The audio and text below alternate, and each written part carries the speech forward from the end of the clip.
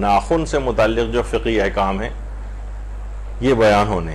آپ خود سوچیں کہ پروردگار کی یہ ایک ایسی نعمت ہے، اور جس میں جب آپ مسائل سنیں گے تو آپ کو اندازہ ہوگا کہ اس ناخن کے اوپر کیا کیا پروردگار نے اپنے احکامات اس سلسلے میں رکھے. تو پورے اسلام کو اپنے تمام جسم کے اوپر نافذ کرنا چاہیے. اس کے اندر ناخن بھی آتے ہیں، جیسے کہ ابھی آپ دیکھیں گی. تو جسم انسانی میں ناخن سے متعلق فقہی احکام. دیکھیے، پہلی تو سب سے چیز یہ ہے کہ عورتوں کو ناخن بڑھانے کے سلسلے میں یہ بات پسندیدہ سمجھی گئی ہے کہ اپنے شوہروں کے لیے زینت کرنے کے حوالے سے ان کے لیے یہ پسندیدہ سمجھا گیا ہے کہ وہ اپنے ناخن معمول سے تھوڑا سا بڑھائیں.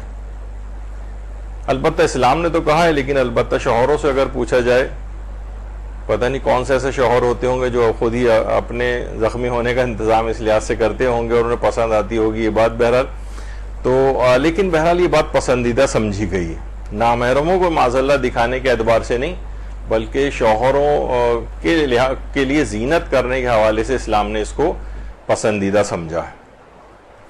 اچھا، اب اتنے بہت زیادہ بڑے بھی نہ ہوں، صرف معمول سے تھوڑے سے زیادہ اگر ناخن بلند ہوں تو اس کو پسندیدہ سمجھا گیا ہے. لیکن بہت زیادہ اگر معمول سے اگر بڑھ جائیں، عام طور پر معمول سے مثلا یہ جو سامنے آپ کے ہیں، چاہے وہ آرٹیفیشل لگائے گئے ہوں یا مثلا اوریجنل لگائے گئے بڑھائے گئے ہوں، ہر صورت میں ویسے بھی دیکھا جائے تو ہائیجین کے اعتبار سے بھی یہ مناسب نہیں ہے. بچوں والی جو مائیں ہیں ان کے اعتبار سے بھی ایسے ناخن مناسب نہیں ہیں. کوئی بھی شخص ان سے زخمی بھی ہو سکتا ہے، بلکہ اپنے ہی ناخن کے اکھڑنے کے امکانات زیادہ ہوتے ہیں چوٹ ووٹ لگنے کی وجہ سے کسی جگہ. تو بہرحال یہ اتنے زیادہ بھی بڑے نہ ہوں، یہ اسلام اتنے زیادہ بڑوں کو پسند نہیں کرتا ہے. یا بہت سی تو بڑے مقابلے بھی کرنے لگتی ہیں اور جناب کہ کون کتنے بڑے ناخن کرے گا. خیر یہ تو رائج نہیں ہے، لیکن یہ ویسے ہی میں نے آپ کو دکھایا. تو معمول سے بس تھوڑے سے زیادہ اگر بلند ہوں، البتہ ان کی صفائی ستھرائی وغیرہ کا انتظام کیا جائے، وہ اپنی جگہ پر ایک الگ بات ہے. جیسے میں نے اس سے پہلے کہا کہ شوہر حضرات کو البتہ اس میں جن کو پسند آتے ہیں ان کو ہوش کے ناخن لینے چاہیے کہ اس طرح سے ایسی چیزوں بہت زیادہ ضرورت سے زیادہ اگر کسی کے ناخن بڑے ہیں تو بہرحال یہ کہ اس کو کٹوانے چاہیے. البتہ ایک مسئلہ پیش آتا ہے مردوں کے ناخن بڑھانے کا. آج کل بعض اوقات مرد یا کوئی نہ کوئی ایک انگلی کا کوئی ناخن کسی مرد نے فیشن میں بڑھایا ہوا ہوتا ہے. تو مردوں کے لیے البتہ یہ ہے کہ ناخن بڑھے ہوئے ان کے نہ ہوں، اس کو پسندیدہ نہیں سمجھا گیا ہے. اور اگر اتنے بھی بڑے ہیں جتنی تصویر میں نظر آ رہے ہیں تو اس کو کاٹنے چاہیے. اور بہت اس کی صفائی ستھرائی کے لحاظ سے بھی یہ ضروری، اور مردوں کو جو کام وغیرہ کرنے ہوتے ہیں تو اس میں بھی ان کے لیے مناسب یہی کہ ان کے ناخن کٹے ہوئے ہوں. اور آقائے رہبر آیت اللہ سید علی خامنئی، ان کا ایک فتویٰ بھی اس سلسلے میں پوچھا گیا ان سے کہ سر کے بالوں کو بڑا کرنا یا ناخنوں کو اپنے بڑا کرنا مردوں کے اعتبار سے اس کا کیا حکم ہے. یا بہت سے ہیں وہ چوٹی بناتے ہیں یا پونی بناتے ہیں مرد حضرات، اس کے سلسلے میں کیا حکم ہے. تو انہوں نے جواب دیا کہ فی نفسی معنی ندارت، یعنی بذات خود تو اس کے اندر کوئی حرج نہیں ہے، ولی اگر تشبہ مرد با زن محسوب شود، یعنی اگر مرد جو ہے وہ عورت لگ رہا ہو پونی بنا کے چٹیا بنا کے بڑے بڑے ناخن کر کے، وہ یا مفسدہ انگیز باشد، یعنی اس میں کوئی یا تو کوئی خرابی لازم آ رہی ہو، وہ یا ترویج فرہنگ مبتذل غرب با حساب آیت جائز نیست، یعنی جو ویسٹرن کنٹریز کی جو بیہودہ ثقافت ہے اس کے فروغ کا اگر سبب بن رہا ہے یہ، یعنی یہ نقل اتار رہا ہے ان لوگوں کی اور ان جیسا اپنا حلیہ بنا کے پھر رہا ہے. جیسے بہت ساری خواتین جو ہیں وہ سردیوں میں بھی وہ کپری یا کیپری کیا کہا جاتا ہے اس کو پہن کے اور پھر رہی ہیں، جبکہ سردی جو ہے وہ ہو رہی ہے یہاں پر، اور شارٹس پہن کے مرد حضرات ان لوگوں کی جو ہے وہ نقل کر رہے ہیں بالفرض اگر جیسے یہاں کے معاشرے کے اندر اس طرح سے. تو انہوں نے کہا کہ اگر یہ مغربی ممالک کی بیہودہ ثقافت کی ترویج اگر ہو رہی ہے تو پھر جائز نہیں ہوگا. تو بہرحال یہ ایک ہے کہ مردوں کے اعتبار سے فی نفسی بال بڑھانے یا مثلا ناخن بڑھانے میں اس لحاظ سے کوئی حرام پہلو تو نہیں ہے. حرام پہلو اس وقت آتا ہے جب وہ مرد جو ہے عورتوں کی شباہت اختیار کر لے، یا مغربی جو دنیا ہے اس کی بیہودہ ثقافت کی، اچھی ثقافت کی تو نہیں کی گئی ہے مذمت، بیہودہ ثقافت کی ترویج ہو رہی ہو تو پھر جائز نہیں ہوگا۔ دیکھیے جتنے ناخن بڑے ہوتے ہیں اس سے اتنی بیماریاں بھی منتقل ہوتی ہیں، ٹائیفائڈ اس سے ہو سکتا ہے، اس سے بیماری، اور یہ ورم انفیسٹیشن، یہ جو عام طور پہ پیٹ کے کیڑے وغیرہ ہوتے ہیں وہ بھی بڑے ناخن کے تھرو جا سکتے ہیں، یہ ڈیسینٹریز ہو سکتی ہیں، بہت ساری اور اس طرح کی بیماریاں ہیں کہ ناخنوں کے اندر عام طور پر رفع حاجت کے بعد استنجا کرتے وقت بھی اس کے اندر کچھ اس طرح کے مادے فضلات کے پھنس جاتے ہیں، پھر وہی انسان کھانا کھاتا ہے، ہاتھ پراپرلی دھوئے نہیں ہیں، مثلا ناخنوں کے اندر کوئی چیز پھنس گئی ہے تو پھر وہ انسان کے پیٹ میں جا کر اور بیماریوں کے منتقل ہونے کا باعث بن سکتی ہے۔ تو بڑے ناخنوں کے اس لحاظ سے ذرا نقصانات بھی ہیں۔ بہت سے افراد ایک چیز اور بھی کر رہے ہوتے ہیں کہ وہ دانتوں سے جو ہے ناخن کاٹ رہے ہوتے ہیں، اور یہ ایک عادت ہوتی ہے، اس کے بھی نقصانات اور یہ خطرات ہیں۔ دانتوں سے ناخن کاٹنا عام طور پر یہ ٹین ایجرز کے اندر بہت زیادہ یہ چیز ہوتی ہے، عام طور پہ دماغ میں ویسے یہ رہے کہ یہ کوئی اتنی عجیب بات نہیں ہے۔ تقریباً دنیا کی 30 سے 40% آبادی وہ یہ ناخن کھانے کی یا انگلیوں کو منہ میں لے جا کر چبانے کی عادی ہے، یا ناخن چبانے کی عادت، اور اس 30 سے 40% کے اندر بھی 45% سے زائد وہ ہیں جو ٹین ایجرز ہیں، یعنی عام طور پر جو بڑھتی ہوئی جن کی عمر ہوتی ہے بچپن سے اور جوانی کی طرف جا رہے ہوتے ہیں، ٹین ایجرز وہ زیادہ کر رہے ہوتے ہیں۔ تو عام طور پر یہ ایک اسٹریس، اینزائٹی کی علامت ہوتی ہے۔ جب آدمی اسٹریس میں ہوتا ہے، آپ نے دیکھا ہوگا ورلڈ کپ یا کچھ، اکثر کھلاڑی جب فوکس ہوتا ہے تو اپنے دانتوں کو، ناخنوں کو چبا رہے ہوتے ہیں، اس وجہ سے کہ اسٹریس کے عالم میں ہوتے ہیں۔ نوجوانوں کے اندر بہت سے اسٹریس ہوتے ہیں، ٹین ایجرز میں اسٹریس ہوتے ہیں، ایک پرسنالٹی ایک ٹرانزیشن سے گزر رہی ہوتی ہے، اس کے بھی کچھ اسٹریس ہوتے ہیں اس کو۔ تو بہرحال یہ عادت ویسے عادت پسندیدہ تو نہیں ہے، روایات میں پیغمبر اکرم ختم مرتبہ صلی اللہ علیہ وآلہ وسلم، اللہم صلی علی محمد وآل محمد،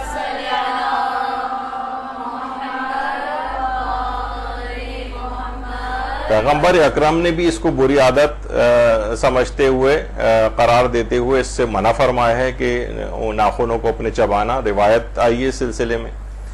البتہ یہ ضرور ہے کہ کہا جاتا ہے کہ عام طور پر جو انگلیاں چبانے والے یا مثلا ناخن چبانے والے جو افراد ہوتے ہیں، یہ عام بچوں کی نسبت ذرا زیادہ انٹیلیجنٹ ہوتے ہیں۔ ایک اسٹڈی کی گئی ہے، یہ نہیں کہ انسان انٹیلیجنٹ ہونے کی اس کے لیے چبانا شروع کر دے انگلیاں کہ شاید میں اس سے ذہین ہو جاؤں، نہیں، عام طور پر یہ پرفیکشنسٹ ہوتے ہیں، ہر کام بالکل اس طرح سے کر رہے ہیں، اسی وجہ سے وہ اسٹریس میں ہوتے ہیں کہ ہر کام اپنے بالکل اعلیٰ معیار کے اوپر وہ کریں۔ تو بہرحال تو یہ ایک بیماری تو نہیں کہیں گے، بہرحال ایک اس لحاظ سے ایک علامت بنتی ہے اسٹریس کی، انگلیوں کو اس طریقے سے کھانا۔ اور اس طرح سے انسان بعض اوقات انگلیاں چبا کے ختم کر دیتا ہے اپنی، کہ وہ ناخن جو ہیں، یہ والی صورتحال ہو جاتی ہے۔ چھوٹے بچے بھی اس میں مبتلا ہوتے ہیں، 3 سال کے، 4 سال کے، 5 سال کے، 6 سال کے، تو وہ بھی اس طرح سے اپنے ناخن جو ہے چبا رہے ہوتے ہیں، اور چبا کے بعض اوقات ساری انگلیاں ہی وہ اس طرح سے ختم کر لیتے ہیں اپنی چبا کے ناخن۔ تو بہرحال اس کا ایک طریقہ بہرحال یہ ہے کیونکہ ایک اوورآل ایک پورا ناخن کے اوپر درس لینا ہے تو اس میں کچھ طبی پہلو بھی آ جائیں جو کہ انسان کی صحت کے اعتبار سے ہوں تو وہ زیادہ بہتر ہے۔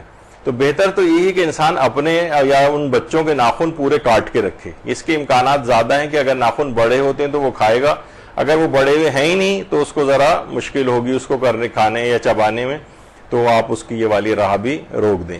دوسری ایک اور چیز ہے کہ بہت سی اس طرح کی نیل پالش اب آ گئی ہیں جو کہ ایسے افراد جو نیل بائٹنگ کرتے ہیں وہ ان کے اس میں لگا دی جاتی ہے، تو وہ جب وہ منہ میں جیسی لیتا ہے اس کو کڑواہٹ سی محسوس ہوتی ہے، تو پھر وہ ناخن اپنے منہ میں انگلیاں نہیں لے کے جاتا ہے۔ بچہ بھی یا بڑا بھی اگر اس کا عادی ہو تو اس طرح کی چیزیں، اور کچھ اور بھی اس طرح کی چیزیں جو ہارمفل نہ ہوں کہ منہ میں جانے سے پتہ چلا ناخن چبانا اتنا ہارمفل نہیں ہوا کہ آپ نے کوئی اور زہریلی چیز سے اس کو کر دیا۔ تو بہرحال یہ اینٹی بائٹ جو ہے نیل بائٹنگ سے بچانے کے لیے اس طرح کی نیل پالشز بھی آ گئی ہیں، اس سے بھی استفادہ کیا جا سکتا ہے۔ اور یا یہ کہ چھوٹے بچے یا بڑے بھی انسان ہو تو اپنی انگلیوں پہ اس طرح سے کوئی بھی پلاسٹر سنی پلاسٹ ٹائپ کا جو ہے وہ اپنی انگلیوں پہ لگا دیا جائے تو ظاہر اس طرح کی کوئی چیز جیسی منہ کی طرف لے کے جائے گا اسے وہ نہیں چاہے گا کہ یہ چیز میرے منہ میں جائے. تو اس سے بھی بہت سے لوگوں کی چند دن لگانے سے یہ عادت چھوٹ جاتی ہے.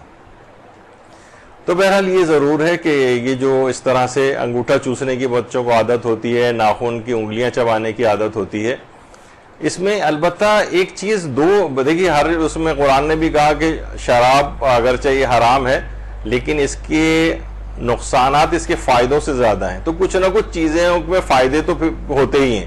اب مثلا کوئی جیسے سور کا گوشت ہے تو بہرحال پروٹین تو اندر جانے کا فائدہ ملتا ہے نا, لیکن وہ اور اس کے نقصانات بہت زیادہ ہیں تو اسلام نے حرام قرار دیا. تو بہرحال کچھ چیزیں ایسی ہیں کہ یہ ہے تو ویسے نقصان دہ چیز. ابھی آپ نے سنا کہ انفیکشنز اور کتنی بیماریاں بھی اس سے ہو سکتی ہیں, لیکن نوٹ کیا گیا ہے کہ بہت سے وہ بچے کہ جو انگلیاں چبانے کے ناخن چبانے کے عادی ہوتے ہیں ان کے اندر عام بچوں کی نسبت الرجیز کم ہوتی ہیں. یہ عام طور پہ ہوتا ہے نا, بچے کو چھینکیں آ رہی ہیں اور بار بار نزلہ ہوتا ہے, اس کو کھانسی ہوتی ہے سیزنز میں اور یہ سب کچھ. تو ایسے بچوں کے اندر یہ چیز کم دیکھی گئی ہے. ایک اس کا بہرحال ایک اسٹڈی ایک ہوئی ہے اور اس میں یہ نتیجہ نکلا ہے. اور دوسری ایک اور چیز نوٹ کی گئی ہے کہ ان میں قوت مدافعت بیماریوں کے خلاف عام بچوں کی نسبت ذرا زیادہ ہوتی ہے. یعنی جو ظاہر ناخن کھا رہے ہیں اندر اتنے جراثیم ان کے جاتے ہیں جو اینٹی باڈیز بنا لیتے ہیں. مثال تو اتنی اچھی نہیں ہے لیکن ہمارے ایک رشتہ دار تھے جو کہ بہت عرصے پہلے, آج سے 20-25 سال پہلے انہوں نے ایک مثال دی تھی کہ اگر ظاہر ہے جراثیم جسم میں جاتے ہیں تو اینٹی باڈیز بناتے ہیں. تو کہہ رہے تھے صدر میں جو چھولے بیچنے والا جس بالٹی کے اندر پلیٹڈ ہوتا ہے سارے لوگوں کی, اس کا ایک گلاس اگر پانی پی لیا جائے تو بہت ساری اینٹی باڈیز بن جائیں گی بیماریوں کے خلاف. یعنی مثال اتنی اچھی نہیں ہے, کری مثال ہے, لیکن یہ ہے کہ عام طور پر جراثیم کا جو ایکسپوجر ہوتا رہتا ہے نا, اس سے اینٹی باڈیز بن جاتی ہیں. تو بہرحال لیکن ہم ان اینٹی باڈیز کو بنانے کے لیے کوئی نئی بیماریاں تو اندر منہ میں نہیں لے جائیں گے. یہ میں نے ایک پہلو بیان کیا اس کا خالی, لیکن یہ نہیں کہ کوئی کہے کہ ہاں کوئی بات نہیں, انکریج کرنا چاہیے, امیونٹی بڑھ رہی ہے, الرجیز کم ہو رہی ہیں, لیکن پتہ چلا ٹائیفائڈ ہوا جا رہا ہے, اس کو ڈیسینٹری ہوئی جا رہی ہے, اس کے پیٹ میں کیڑے ہوئے چلے جا رہے ہیں بچے کے, تو آپ اگر اس کی اجازت دیں گے. تو بہرحال ایک چیز یہ. اچھا, اب کیا جو عورتوں کا ناخن بڑھانا یہ تزئین و آرائش میں آتا ہے؟ یعنی اور دیکھیے عام طور پہ کیا ہے کہ عورتیں نارملی اپنے چہرے کو اور اپنے ہاتھوں کو نامحرم کے سامنے کھول سکتی ہیں, آغا سیستانی, آغا رہبر, امام خمینی کی تقلید میں. البتہ اس وقت تو تقریباً زیادہ تر مراجع کا یہ سلسلہ وہ بن گیا ہے, لیکن دماغ میں یہ رہے کہ فتویٰ کبھی آگے جا کر بدل جائے تو آپ کو بہت اس میں وہ نہ ہو پریشانی. مثلا موجودہ مجتہدین میں سے آیت اللہ حافظ بشیر نجفی کہتے ہیں عورت کے لیے چہرہ کھولنا جائز نہیں. مرحوم آیت اللہ خوئی فرماتے تھے احتیاط واجب ہے کہ عورت چہرہ چھپائے. تو بہرحال یا ہاتھوں کا اس طرح سے ایک مسئلہ جو ہے وہ ایک آتا ہے. تو عورتوں کا یعنی عورتوں کے لیے جو چہرہ اور ہاتھ کھولنے کی آپ کو اجازت ہے, تو اجازت آپ کو کچھ شرطوں کے ساتھ ہے. ان میں سے ایک شرط یہ کہ چہرے اور ہاتھوں کے اوپر کوئی زینت نہیں ہونی چاہیے. چہرے کی زینتیں تو ظاہر ہے آپ کو پتا ہے, مثلا لپسٹک لگائی ہوئی ہے, پاؤڈر لگایا ہوا ہے اور بہت ساری اور چیزیں, تو پھر نامحرم کے سامنے چہرہ چھپانا واجب ہو جائے گا آپ کے لیے, کیونکہ نامحرم کے سامنے میک اپ کر کے نہیں آ سکتے, چاہے آپ کو شادیوں میں جانا ہو, میلادوں میں جانا ہو, نامحرم دیکھنے والے ہوں. اچھا, اب کیا یہ جو ہاتھوں کو کھولنے کی اجازت ہے یہ بھی اس وقت تک ہے اجازت جب تک کہ آپ کے ہاتھوں پر کوئی زینت نہ ہو. اچھا, ہاتھوں پر زینت کون سی؟ اس کے اندر سر فہرست یہی ہے, مثلا نیل پالش لگانا ہاتھوں کے اوپر. تو کیا ایک تو نیل پالش والا مسئلہ تو بھی آگے چل کر آئے گا. اب ایک چیز ہوتی ہے کہ عورت نے نیل پالش بھی کچھ نہیں لگائی بھی, صرف اور صرف اپنے ناخن بڑھائے ہوئے ہیں. تو کیا یہ بڑھے ہوئے ناخن جو ہیں یہ بھی کیا زینت میں آتے ہیں؟ اس کو بھی چھپانے پڑیں گے کیا نامحرم سے؟ یہ ایک سوال ہے.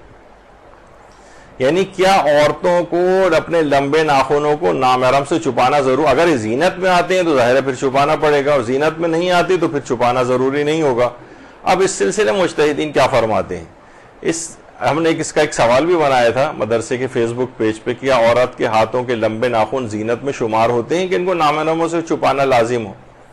تو اس میں آقا سیستانی فرماتے ہیں کہ فی نفس ہی عورتوں کے جو لمبے ناخن ہوتے ہیں معمول سے زیادہ بڑھے ہوئے, اگر اس پہ کوئی الگ سے کوئی زینت وغیرہ نہیں ہوئی ہوئی ہے تو یہ زینت میں نہیں آتے اور ان کو نامحرموں سے چھپانا ضروری نہیں ہے. لیکن اگر کوئی معاشرہ ایسا ہے، یہ ایک استفتاء میں الگ سے آغا سیستانی نے ذکر کیا ہے، یعنی اگر کوئی معاشرہ ایسا ہے کہ عرف کی نگاہ میں یہ بھی زینت میں شمار ہو رہے ہیں تو پھر نامحرم سے چھپانا پڑے گا. ویسے الگ سے ان کا ایک جو فتویٰ اس سلسلے میں سوال پوچھا گیا تو وہاں سے یہ جواب آیا کہ بڑھے ہوئے جو ناخن ہیں عورتوں کے یہ زینت میں شمار نہیں ہوتے اور نامحرم سے چھپانا واجب نہیں. رہبر معظم یہ فرماتے ہیں کہ اس کا معیار عرف ہے. معاشرہ اگر یہ اس کو زینت شمار کر رہا ہے تو نامحرم سے چھپانے ہوں گے، اور معاشرہ اگر زینت میں شمار نہیں کر رہا ہے تو پھر نامحرم سے چھپانا لازم نہیں ہوگا. یہ اب مکلف یا جو لوگ ہیں خود طے کریں، اپنے معاشرے کے اندر دیکھیں کہ ان کے معاشرے کے اندر ہی اس کی کیا صورتحال ہے، اس کے مطابق عمل کریں. اور آیت اللہ شبیری زنجانی یہ فرماتے ہیں کہ اگر ناخن کا بڑھانا نامحرموں کے لیے محرک نہ ہو، یعنی ان کے منفی اور برے جذبات کو نہ بھڑکائے تو اس کو چھپانا واجب نہیں، پھر یہ زینت میں شمار نہیں ہوتے. یعنی آغا سیستانی کے نزدیک جائز ہے اور نامحرم سے چھپانا واجب نہیں ہے، اور آغا رہبر نے عرف کے اوپر چھوڑا ہے کہ معاشرہ اب آپ خود دیکھیں جس معاشرے کے اندر آپ رہ رہی ہیں وہاں بڑے ہوئے ناخن کیا زینت میں آتے ہیں یا نہیں آتے. آپ کی تحقیق کے مطابق زینت میں آتے ہیں تو نامحرم سے ہاتھ چھپائیے یا ناخنوں کو کاٹیے، اور اگر نہیں آتے تو پھر بڑھا کے رکھ سکتی ہیں اور نامحرم سے چھپانا واجب نہیں ہوگا. تو بہرحال ناخن اگر کچھ معمول سے بہت زیادہ بڑھ جائیں تو ان کو اسلام نے تراشنے کا اور کاٹنے کا حکم دیا ہے، ہاتھوں کے ناخن ہوں چاہے پاؤں کے ناخن ہوں.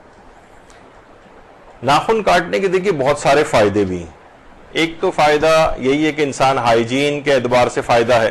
ناخن کاٹتے رہیں گے، کوئی میل کوئی جراثیم جو ناخنوں وغیرہ کے اندر ہوتے ہیں کھانے کے ذریعے اندر جا سکتے ہیں منہ میں، اس سے انسان بچا رہتا ہے. پھر جب ناخن انسان کاٹتا ہے تو وہ اپنے ناخنوں کو دیکھتا بھی ہے. کتنی ہی بیماریاں ایسی ہیں، ورنہ میں اگر اس پہ لینا چاہوں کہ جس میں بیماری کی جو مینیفیسٹ کرتی ہے، ظاہر کرتی ہے اپنے آپ کو، وہ ناخنوں کے ذریعے کرتی ہے. کبھی اس کے کلر چینج ہوتے ہیں، کبھی اس کا سٹرکچر بالکل، یعنی اس کے اوپر پوری کتابیں لکھی جا چکی ہیں. ظاہر ہے وہ ہمیں طبی لیکچر تو نہیں لینا ہے. تو انسان جب ناخن اپنے کاٹنے کے لیے ہر ہفتے دیکھے گا تو وہ اپنے ناخن کاٹنے کا ایک فائدہ یہ ہوگا کہ بہت سی بیماریوں سے مطلع ہو سکتا ہے. ڈاکٹر کے پاس جائے گا، ڈاکٹر صاحب میرے ناخنوں پہ ایسے نشانات آ رہے ہیں، میرے ناخن کا دیکھیے ایسا سٹرکچر ہو گیا ہے، یہ کیا ہے؟ تو پتہ چلا ہے وہ یعنی بیماری ناخن کی نہیں ہے. بیماری ہو سکتی ہے مثلا جگر کی بیماریوں سے کوئی، یا کوئی اور اس طرح کی بیماری ہو جو کہ پھر ناخنوں کے اوپر ظاہر ہوتے ہیں اس کے اثرات. تو انسان بیماریوں سے بھی مطلع ہو سکتا ہے. لیکن اصل فائدہ وہی ہے کہ انسان ہائیجین کے اعتبار سے. ناخن تراشنے کا ایک فائدہ ہے، پانچویں امام محمد باقر علیہ السلام نے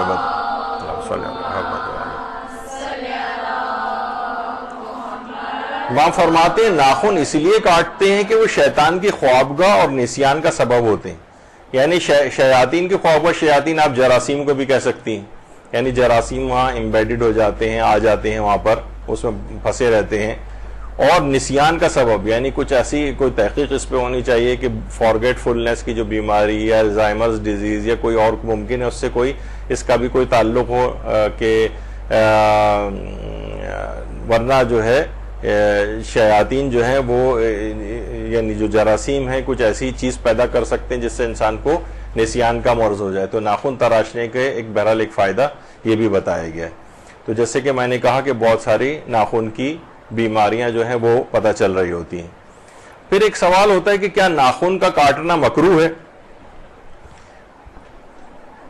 رات میں ناخن کا کاٹنا، رات کے وقت، تو بہت سارے لوگوں کے دماغ میں آتا ہے کہ رات کو ناخن کاٹنا جو ہے وہ مکروہ ہے. اس سلسلے میں بھی آیت اللہ سیستانی فرماتے ہیں، ان سے سوال پوچھا گیا کیا یہ روایات میں یہ بات آئی ہے کہ تقلیم الاظافر یعنی ناخنوں کو کاٹنا رات کے وقت کی کراہیت رکھتا ہے؟ تو انہوں نے جواب دیا کہ کسی بھی واضح حدیث کے اندر اس بات کا ذکر نہیں ہوا ہے. کسی جگہ یہ اسلامی حکم کے طور پر یہ چیز بیان نہیں ہوئی کہ رات میں ناخنوں کو کاٹنا مکروہ ہے. اس کا مطلب یہ ہوگا کہ آقا سیستانی کے فتوے میں رات کے وقت ناخن کا کاٹنا مکروہ نہیں ہے. دن میں بھی کاٹ سکتے ہیں، رات میں بھی کاٹ سکتے ہیں، 24 گھنٹے میں کسی بھی وقت چاہیں کاٹ سکتے ہیں. البتہ کچھ دنوں میں جو ابھی آگے چل کر ہم ذکر کریں گے اس میں زیادہ مناسب اور بہتر ہے کہ اس میں ناخن کاٹے جائیں، لیکن رات اور دن کا کوئی فرق نہیں ہے۔ دیگر مراجع مثلا آیت اللہ اسحاق فیاض ہیں، وہ بھی فرماتے ہیں کہ یہ ضعیف روایتوں میں آیا ہے کہ رات کے وقت ناخن کاٹنا مکروہ ہے، تو ضعیف روایتیں اتنی قوی روایات نہیں ہیں کہ اس کو ہم مکروہ قرار دے سکیں، یعنی ان کے نزدیک بھی مکروہ نہیں ہے رات کو کاٹنا۔ اسی طریقے سے آیت اللہ تقی مدرسی یہ بھی فرماتے ہیں کہ کوئی دلیل نہیں ہے ہمارے پاس کہ ہم اس کو مکروہ قرار دے سکیں رات کے وقت ناخن کاٹنے کو۔ اسی طریقے سے آیت اللہ صادق روحانی ہے، وہ بھی کہتے ہیں رات کے وقت ناخن کاٹنا بالکل جائز ہے۔ اسی طریقے سے آیت اللہ سعید الحکیم تھوڑی عرصے پہلے انتقال ہوا ہے، وہ فرماتے ہیں جائز تو ہے، اور البتہ روایات میں یہ بات آئی ہے کہ جس سے رجحان اس بات کا ملتا ہے کہ دن کے وقت ناخن کاٹے جائیں، یعنی زیادہ بہتر سمجھا گیا ہے دن کے وقت، لیکن رات کے وقت کی کراہیت نہیں آئی ہے، لیکن دن کے وقت کاٹنے کو زیادہ اچھا شمار کیا گیا ہے، رجحان اس کے اوپر ہے۔ اور فرماتے ہیں خاص طور پر جمعرات اور جمعے کے دن کی تاکید اور زیادہ آئی ہے۔ البتہ رہبر معظم آیت اللہ خامنئی سے جب یہ سوال پوچھا گیا تو انہوں نے اس کو مکروہ قرار دیا ہے، رات کے وقت ناخن کاٹنا آیت اللہ خامنئی کے فتوے میں مکروہ ہے۔ اور ایک الگ سے بھی فتوے میں انہوں نے کتابوں کا حوالہ بھی ان سے پوچھا گیا ہے، تو انہوں نے حلیت المتقین علامہ مجلسی اور آداب معنوی 2000 آداب معنوی کی کتاب ہے، ایک مجتہد کی، ایک عالم کی، اس کتاب کا بھی انہوں نے ریفرنس اس میں دیا ہے۔ تو بہرحال رات کے وقت ناخن کاٹنا سوائے آیت اللہ خامنئی کے تمام مراجع نے کہا ہے کہ مکروہ نہیں ہے، رہبر معظم فرماتے ہیں کہ مکروہ ہے۔ پھر خواتین ایک اور چیز بھی پوچھتی ہیں کہ مثلا اپنے ماہانہ عادت کے دنوں میں ناخن کاٹنا ان کے لیے کیا مکروہ ہے، تو جواب ہے کہ نہیں، اس میں بھی مکروہ نہیں ہے۔ پھر ایک مسئلہ اور آتا ہے، البتہ وہ بالوں پر کلر یا خضاب لگانے کے عنوان سے، لیکن ہم اس کو ابھی ہم ڈسکس نہیں کریں گے کیونکہ یہ تو بالوں سے ریلیٹڈ ہو جائے گا، انشاءاللہ اگر موقع ملا تو یہاں پر، ورنہ دوسری کسی کلاس میں ہم اس کو تفصیل سے بیان کہ بالوں، جس طرح اب ناخن کی آج کلاس ہو رہی ہے، اسی طرح ایک کلاس بالوں کے فقہی احکام کے اوپر بھی لینی، تو اس میں یہ چیز آئے گی، تو اس کو ابھی چھوڑتے ہیں۔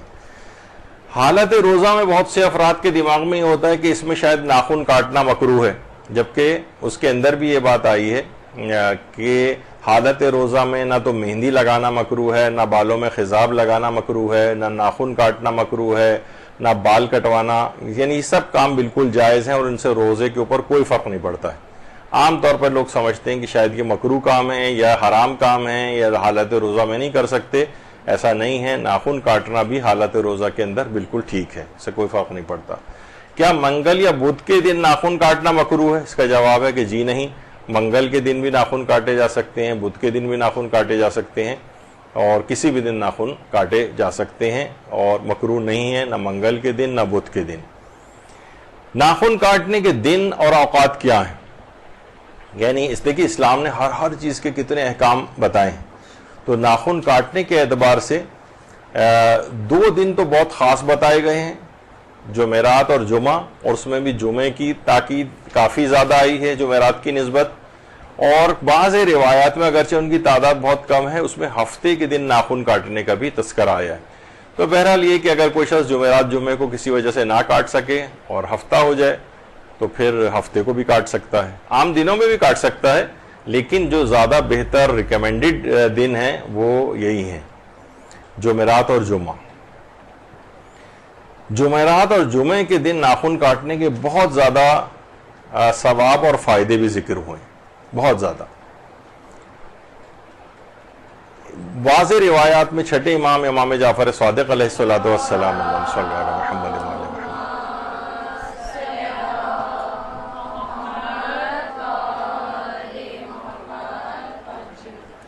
اس میں انہوں نے کئی بیماریوں سے حفاظت کا سبب جو ہے قرار دیا ہے۔ اچھا، اب جو روایات میں اتنا وقت نہیں کہ پوری روایتیں پیش کروں، وہ روایات جو اس جمعرات اور جمعے کے سلسلے میں آئی ہیں، بعض ہفتے کے سلسلے میں آئی ہیں، یہ یا تو پیغمبر اسلام سے مروی روایات ہیں، چھٹے امام سے مروی روایات ہیں، امیر المومنین سے مروی روایات ہیں، یہ ایک روایت امام علی رضا علیہ الصلوۃ والسلام سے مروی بھی ہوگی۔ درود بھیجیے اتنے سارے معصومین کا نام سنانا۔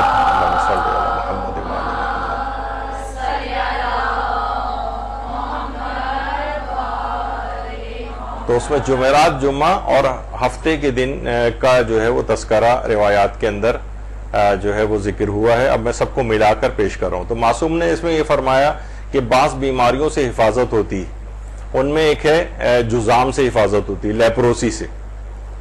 لیپروسی سے بھی اس سے حفاظت ہوتی. اب اس کی ظاہر ہے کیا کنیکشنز ہوں گے ناخن کاٹنے کا لیپروسی سے کیا تعلق ہے. ہمارے ہاں تو یہی ہوتا ہے نا کہ ہم یہ دیکھ رہے ہوتے ہیں زیادہ تر کہ یہ دیکھیں گے کسی یہودی عیسائی ڈاکٹر نے یا اس طرح کسی ماہر نے کیا کہا ہے، اس پہ ہمیں زیادہ اعتماد ہوتا ہے.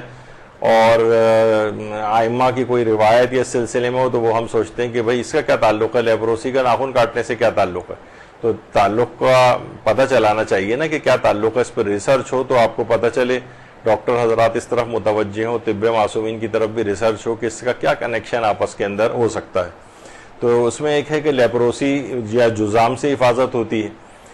دوسری ایک اور کہا گیا ہے کہ جمعرات یا جمعے کو اگر کوئی شخص ناخن اپنے کاٹے تو اس کو بال خور کا مرض سے نجات ملتی ہے. بال خور یا عام طور پر ایلوپیسیا ایریٹا جسے کہا جاتا ہے، تو اس سے بھی یعنی اس طرح کے کچھ پیچز آ جاتے ہیں، سر کے اوپر بھی آ سکتے ہیں، مردوں کی عام طور پر داڑھی وغیرہ کے حصے میں آتے ہیں. تو اس میں بھی کہا گیا ہے کہ اگر ان دنوں میں اگر وہ ناخن کاٹے گا تو اس سے بھی اس کی حفاظت ہوگی. اسی طریقے سے روایات میں یہ بھی بات کہی گئی ہے کہ نابینا پن سے اس کو نجات ملے گی. یعنی ایسا شخص جو ہے وہ کبھی نابینا نہیں ہوگا جو پابندی سے جمعرات اور جمعے کے روز خاص طور پر اگر یہ اپنے ناخن کاٹتا رہے گا. تو یعنی ان مخصوص دنوں کے اندر، ویسے تو کسی بھی دن کاٹے جا سکتے ہیں لیکن اس میں فائدہ بہت اس کا نوٹ کیا گیا ہے. بعض روایت میں یہ شاید ہفتے کے دن کے متعلق ہے کہ اس سے داڑھ کا جو درد ہوتا ہے اس سے نجات ملتی، داڑھ کے درد سے. تو اس کا مطلب یہ ہوا کہ ان خاص دنوں میں کوئی ایسی چیز ہوتی ہے جو کہ ریسرچ ہونی چاہیے کہ داڑھ وغیرہ کا درد سے نجات ملتی ہے. اسی طریقے سے روایات میں ہے کہ وہ جمعرات یا جمعے کے دن مثلا اگر ناخن کاٹتا ہے تو وہ اس کو پاگل پن یا جو شدید نفسیاتی امراض ہیں اس سے نجات اس کو ملتی. تو کتنے آپ دیکھیں کہ نفسیاتی مریض لوگ ہوتے چلے جا رہے ہیں. تو اگر اس طرح کی چیزوں کے اوپر عمل کرنے میں کیا حرج ہے، ناخن تو کاٹنے ہی ہیں، تو کیوں نہ جمعرات یا جمعے کے روز الخصوص جمعے کے روز اگر ناخن کاٹے جائیں تو کتنی اچھی بات ہو. اسی طرح سے ہے کہ رزق اور روزی میں اس کی حفاظت ہوتی ہے. بہت ساری احادیث کے اندر یہ بات آئی ہے جمعے کے روز ناخن کاٹنے سے. اچھا، رزق اور روزی سے مراد فقط یہ مالی نہیں ہوتا ہے، مالی بھی یقیناً ہے لیکن صحت بھی تو ایک رزق ہے. آپ کی صحت کی حفاظت ہوگی، آپ کی روحانیت، آپ کا ایمان اور تقوی، یہ بھی پروردگار کی طرف سے جو توفیقات ہیں یہ بھی ایک رزق ہیں. توفیقات نیک اور خیر میں آپ کے اضافہ ہوگا. تو روایت میں ہے کہ اس کا رزق جو ہے وسیع ہو جائے گا. تو ہر طرح کا رزق جو ہے پھر اس کے اندر آ جاتا ہے. باقاعدہ ایک شخص آتا ہے حضرت امیر المومنین علی ابن ابی طالب علیہ السلام کے پاس،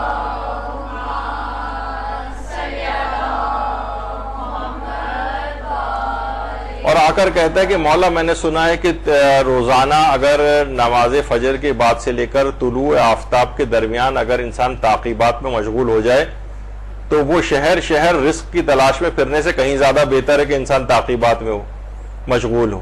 کیا یہ بات صحیح ہے؟ امام نے فرمایا تو اس سے بھی بہتر بات اور نہ بتاؤں حصول رزق کے لیے. وہ اس نے کہا کہ مولا بتائیے. کہا تو جمعے کے روز ناخن کاٹا کر. یعنی تعقیبات میں مشغول ہونے سے بھی زیادہ امام نے کہا اس سے بھی کہیں زیادہ بہتر ہے. یعنی وہ تو اپنی جگہ انسان کرے ہی کرے لیکن اس سے بھی زیادہ رزق کو کھینچنے والی جو چیز ہے وہ یہ ہے کہ انسان جمعے کے روز ناخن کاٹے. یعنی رزق کے حوالے سے جو ہے اس کے اندر روایت کے اندر چیز بیان ہوئی ہے. اسی طریقے سے پیغمبر اکرم صلی اللہ علیہ وآلہ وسلم کے حوالے سے صلی اللہ علیہ وسلم کہ امام جعفر صادق اپنے پدر گرامی سے امام محمد باقر سے نقل فرماتے ہیں کہ پیغمبر اکرم صلی اللہ علیہ وآلہ وسلم نے فرمایا اللہم صلی علی محمد وآل محمد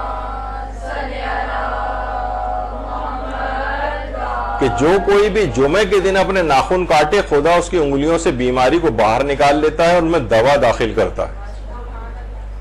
تو آپ دیکھیں جمعے کے دن ناخن کاٹنے کا پیغمبر اکرم نے کس قدر ثواب اس کا جو ہے وہ بتایا ہے. اسی طریقے سے ہمارے 8ویں امام علی رضا علیہ السلام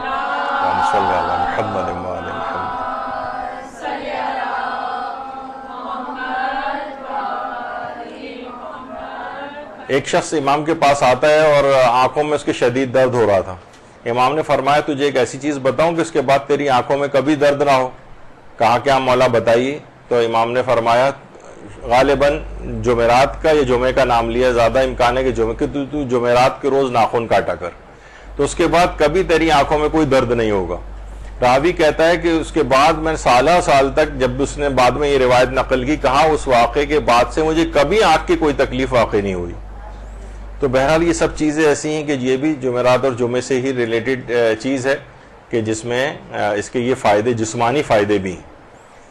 اچھا, جمعرات, جمعہ اور ہفتہ یہ تین دن الگ الگ آ رہے ہیں. سب کے بعض اوقات صرف جمعرات کے دن کا بھی نقل کیا گیا ہے اور بعض اوقات جمعے کے روز کا بھی نقل کیا گیا ہے. تو ناخن کاٹنے میں دونوں دنوں کا ثواب کیسے حاصل کریں؟ تو ہمارے چھٹے امام جعفر صادق علیہ الصلوۃ والسلام, اللہم صلی علی محمد وعلی محمد, انہوں نے فرمایا کہ اگر تمہیں دونوں دنوں کے فائدے اور ثواب لینے ہوں تو یہ کرو کہ یا تو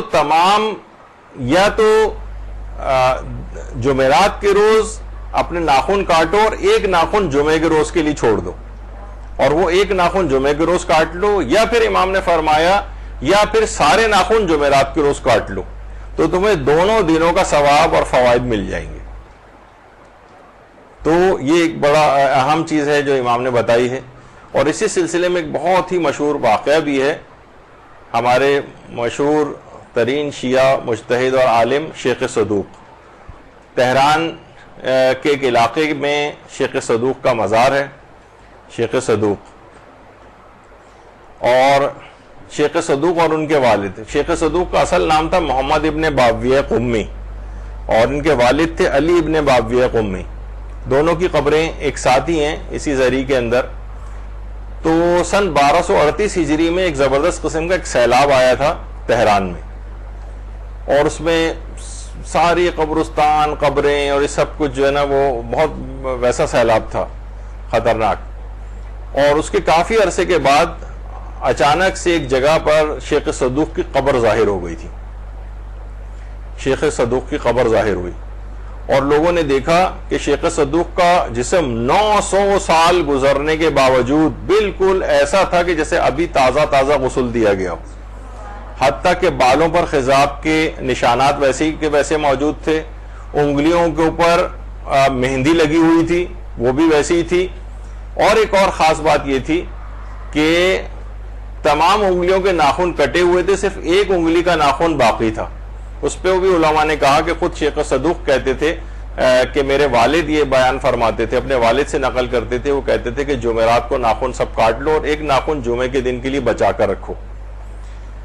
تو بہرحال شیخ صدوق اس زمانے میں واقع ایک دم سے ظاہر ہے, جب شیخ صدوق کا قبر اور جسم ظاہر ہوا, جسم ایسے ہی بالکل کہ جیسے تازہ 900 سال گزر چکے تھے. شہر کے اندر واقعہ مشہور ہو گیا. بادشاہ نے علماء کا پورا ایک پینل بنایا, اس میں آیت اللہ رستم آبادی, آیت اللہ محمود مرشی جو آیت اللہ مرشی نجفی کے والد تھے وہ, اس کے علاوہ آقا آل کرمان شاہی اور آیت اللہ حسن جلوہ, اور بہت سارے اس طرح سے علماء کا پورا ایک پینل بنایا گیا کہ آپ جائیں اور تحقیق کریں. یہ چاروں علماء گئے اور وہاں جا کر اچھی طریقے سے معائنہ کیا, اور وہاں پہ ان کے وہ لوح اور وہ کتبہ بھی لگا ہوا تھا کہ یہ شیخ صدوق کی قبر ہے, اور پوری تحقیق کے بعد کہا کہ ہاں یقیناً یہ شیخ صدوقی کی قبر ہے. اور یہ ناخن والا یہ واقعہ اس لحاظ سے بہت مشہور ہوا تھا. تو یہ بہرحال واقعہ شیخ صدوق کی قبر مبارک ہے.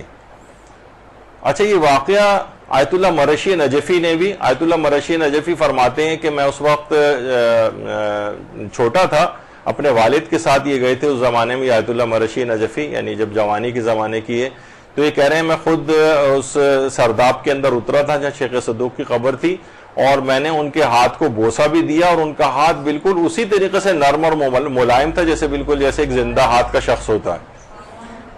900 سال پرانا کوئی مردہ, اس کا ہاتھ تو بالکل لکڑی کی طرح سے سخت, تو اول تو وہ ہوگا ہی نہیں 900 سال بعد, لیکن یہ شیخ صدوق کی اس لحاظ سے جو ہے وہ کرامت تھی. اور یہ واقعہ اس قدر مشہور ہے کہ روضات الجنات جو کہ علماء اور سادات کے احوال پہ آیت اللہ خنصاری نے لکھی ہے، اس کے اندر بھی یہ واقعہ موجود ہے. قصص العلماء علامہ تنکابنی، اور اس کے اندر بھی یہ واقعہ لکھا گیا ہے. اس قصص العلماء کا اردو ترجمہ ہمارے مدرسۃ القائمی کی شعبہ اطفال کی پرنسپل میڈم ملیکہ کاظمی، کچھ سال پہلے ان کا انتقال بھی ہو گیا، لیکن یہ ترجمہ خود انہوں نے کیا تھا. فارسی ان کی بہت اچھی تھی. قصص العلماء کا ترجمہ اردو کے اندر محترمہ ملیکہ کاظمی نے، خدا ان کو غریق رحمت کرے اور ان کے درجات کو بلند فرمائے. قصص العلماء کے اندر بھی موجود ہے. تنقیح المقال فی علم الرجال میں آیت اللہ مامقانی نے بھی اس واقعے کو لکھا ہے، اور منتخب التواریخ میں ملا ہاشم خراسانی نے. اس وجہ سے میں نے اس کتابوں کے بھی سارے ریفرنس بتائے کہ بہت سے لوگ ان چیزوں کے اوپر بعض اوقات یقین نہیں کرتے ہیں، تو وہ اتنے بڑے بڑے علماء نے اس واقعے کو لکھا ہے. اس کے علاوہ خود شیخ صدوق کی جو کتاب خصال ہے، اور جو اور ان کی کتابیں ہیں، اس کے اندر بھی اس کے جو دیباچہ جو لکھا گیا ہے، اس میں بھی علماء نے اس واقعے کو لکھا ہے. تو یہ سب چیزیں ایسی ہیں. اس کے علاوہ شیخ عباس قمی جنہوں نے مفاتیح الجنان لکھی ہے، ان کی کتاب الفوائد الرضویہ ہے، اس کے اندر بھی انہوں نے اس واقعے کو لکھا ہے. تو بہرحال اس کے اندر بھی خصوصیت کے ساتھ یہ تھی کہ شیخ صدوق اس قدر پابند تھے اس بات کے کہ ایک ثانی سارے ناخن جمعرات کو روز کاٹے ہوئے تھے. جب ہی ان کا انتقال ہو گیا، جمعے کی نوبت نہیں آئی تھی، اور ایک ناخن جمعے کے دن کے لیے چھوڑ رکھا تھا کاٹنے سے، جو کہ بڑا ہوا تھا. تو یہ والی بات کہ بہرحال یہ دونوں دنوں کا ثواب اور فائدہ اس میں مل جاتا ہے. اور بہت سی روایت میں اس عمل کو رزق کی وسعت کا بھی ذریعہ بیان کیا گیا ہے، بتایا گیا ہے. اچھا، اب یہ بھی ہو سکتا ہے کہ بہت سے لوگوں کے دیکھیے یہ ہوتا ہے، بہت سے کام کرنے والے ایسے ہوتے ہیں، محنت کش ایسے ہوتے ہیں کہ ان کے ناخن زیادہ بڑے ہوئے نہیں ہوتے، اور جمعرات یا جمعہ آ جاتا ہے اور اتنے نہیں بڑے ہوتے کہ ناخن کاٹے جائیں. اب وہ ثواب کیسے حاصل کریں؟ اس کے لیے پھر یہ روایت کے اندر یہ چیز بیان کی گئی ہے، بلکہ غالباً یہ پیغمبر اکرم صلی اللہ علیہ وآلہ وسلم کی روایت ہے. اللہم صلی علی محمد وآل محمد.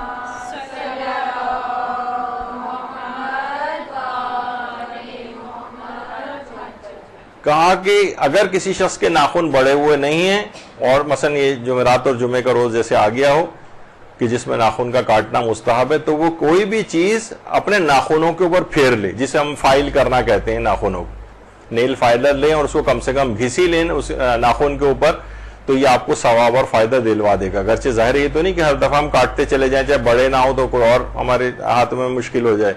تو کہا کہ کم سے کم نیل کو فائل ہی کر لیا جائے. اچھا، اسلام کے اندر دیکھیے کچھ چیزیں ایسی ہیں کہ مثلا آپ نے سنا ہوگا کہ حاجیوں کے لیے، اگرچہ مسئلہ علماء میں اختلافی ہے، لیکن پہلے حج کے سلسلے میں آقا سیستانی بھی فرماتے ہیں احتیاط واجبی کہ انسان یعنی جو مرد حضرات ہیں وہ گنجے ہی ہوں. البتہ غیر شیعہ بعض اس میں ایک دفعہ ایک واقعہ ہوا تھا، اگرچہ یہ واقعہ بہت کافی پرانا ہے، تو خود ایک غیر شیعہ عالم دین نے بیان کیا، شاید افغانستان سے کوئی قافلہ آیا ہوا تھا وہاں حج پہ، اور وہاں پہ میدان مینا میں عورتوں کے ٹینٹ الگ ہوتے ہیں، مردوں کے الگ ہوتے ہیں. تو افغانی خواتین کچھ الگ ایک ٹینٹ میں تھیں. تو ویسے عام طور پر اعلان ہوتا ہے جن جن کی قربانی ہو گئی ہے وہ سب اپنے حلق و تقصیر کا حلق کروا لیں. حلق کہتے ہیں یعنی گنجے ہو جائیں. وہ اعلان کر کے چلے گئے، مردوں سے آواز عورتوں کے ٹینٹ میں بھی آ گئی. 1-2 گھنٹے بعد آ کے دیکھا تو ساری عورتیں گنجی ہو کے بیٹھی ہوئی تھیں وہاں پر. تو بہرحال یعنی اس لحاظ سے تو میں یہ تو بیچ میں واقعہ ایک آ گیا، لیکن اس کے واقعے کے بعد سے خیر یہ دوبارہ نہیں سننے میں آیا. وہ افغانستان کی کچھ سادہ لوگ خواتین تھیں اور اعلان بھی مردوں کے لیے ہوا تھا، لیکن وہ سوچیں کہ شاید ہمارے لیے یہ حکم ہے. تو بہرحال اب یہ ہے کہ احتیاط واجب یہ ہے کہ پہلی دفعہ حج کرنے والا گنجا ہی ہو.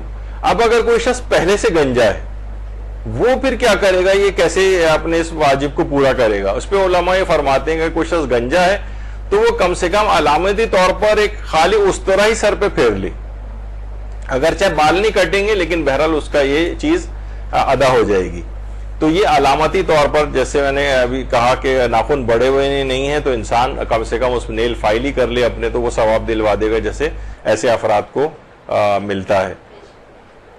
اسی طریقے سے عورت کے لیے بھی ہے کہ اگر مخصوص ایام کی حالت میں ہے تو وہ علامتی طور پر یعنی وہ اس کے لیے نماز تو پڑھنی حرام ہے، لیکن کیا ہے کہ مصلی پر آ کر بیٹھ جائے اور ذکر خدا کرے، مناجات کرے، چاہے تو تلاوت قرآن بھی کر سکتی ہے، سوائے 4 آیت سجدہ کی تلاوت کے باقی پورا قرآن بھی پڑھ سکتی ہے. اور علماء اس کی بہت سی اور مصلحتیں بھی بیان کرتے ہیں کہ گھر میں بچے بھی ہوتے ہیں، یعنی اگر بچے یہ دیکھیں گے کہ ماں کئی دنوں تک نماز نہیں پڑھ رہی ہے تو ظاہر ہے وہ ان کے کیا دماغ میں آئے گا کہ نماز چھوڑنے کا ایک پیغام ملے گا، تو کم سے کم ان دنوں میں بھی وہ ماں مصلی پر بیٹھی نظر آئے تاکہ بچوں کو نماز چھوڑنے کا کوئی پیغام نہ ملے۔ اس کی اور بھی سی مصلحتیں ہو سکتی ہیں۔ تو یہ بہت ساری سمبولک چیزیں بھی ہوتی ہیں اسلام کے اندر کہ اگر ایسا نہیں ہے تو پھر اس طرح کا عمل بظاہر کر لیا جائے۔ اور بھی بہت سی مثالیں ہو سکتی ہیں، تو بہرحال یہ کہ کم سے کم نیل فائل ہی کر لیا جائے۔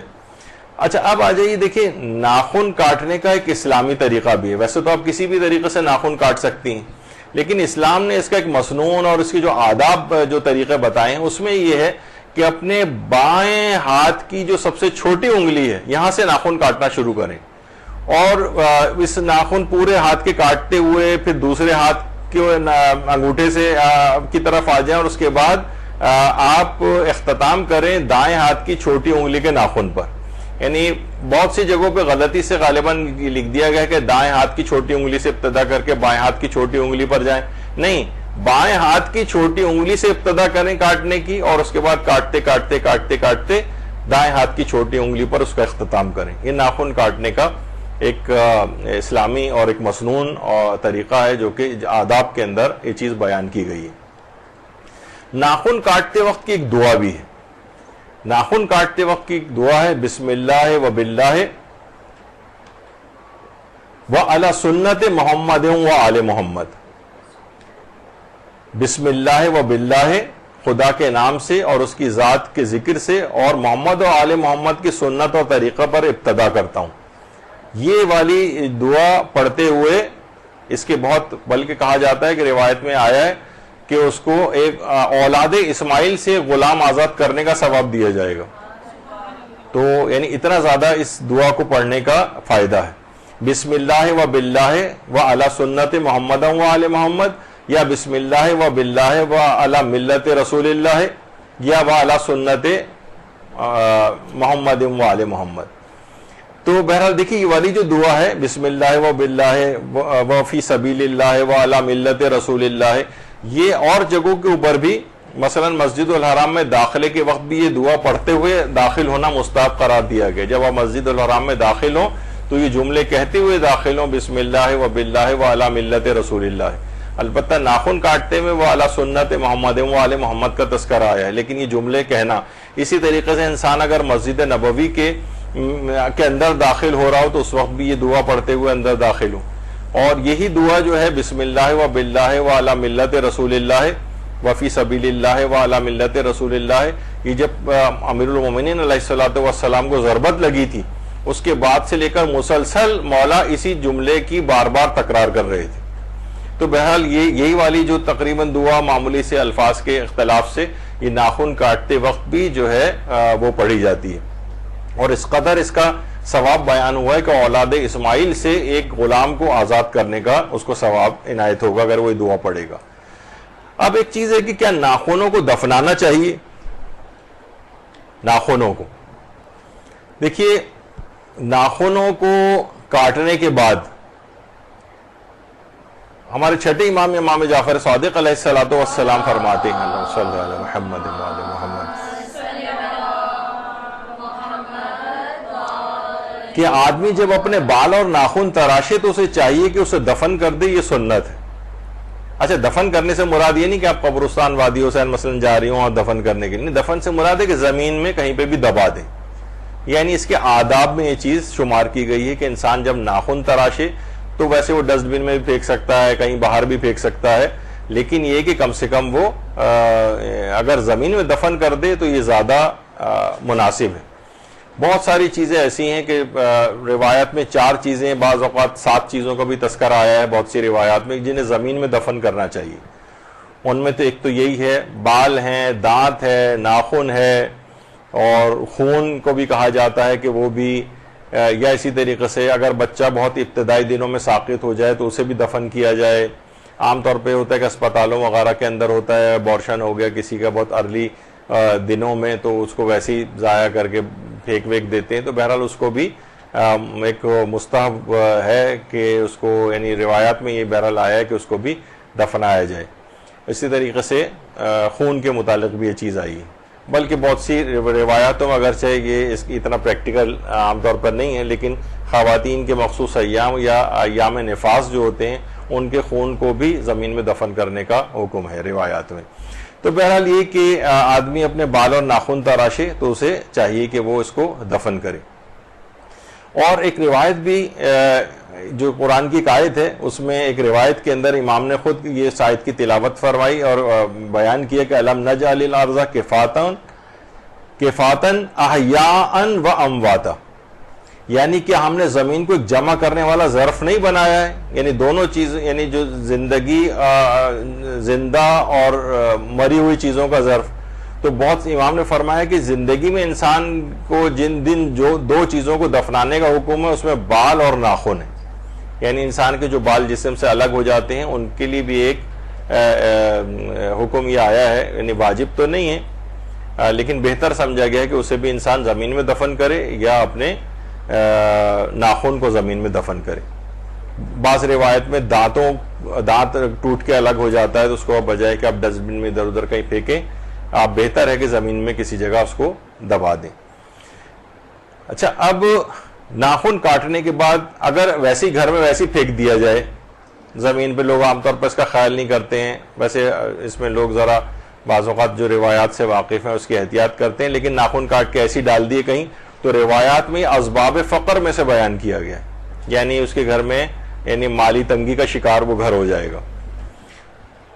مجھے بلکہ اچھی طرح یاد ہے اپنے بچپن کا، یعنی وہ ہمارے والد مرحوم ایک دفعہ یعنی ایک واقعہ انہوں نے سنایا تھا، ابھی تک میرے دماغ میں حفظ ہے، شاید میں اس وقت 5-6 سال کا ہوں گا جب انہوں نے سنایا تھا کہ ایک چور کسی گھر میں چلا گیا تھا اور وہاں پہ جب وہ گیا تو اس کا کسی چیز سے ٹکرا کے اس کا ناخن اکھڑ گیا، رات کا وقت تھا۔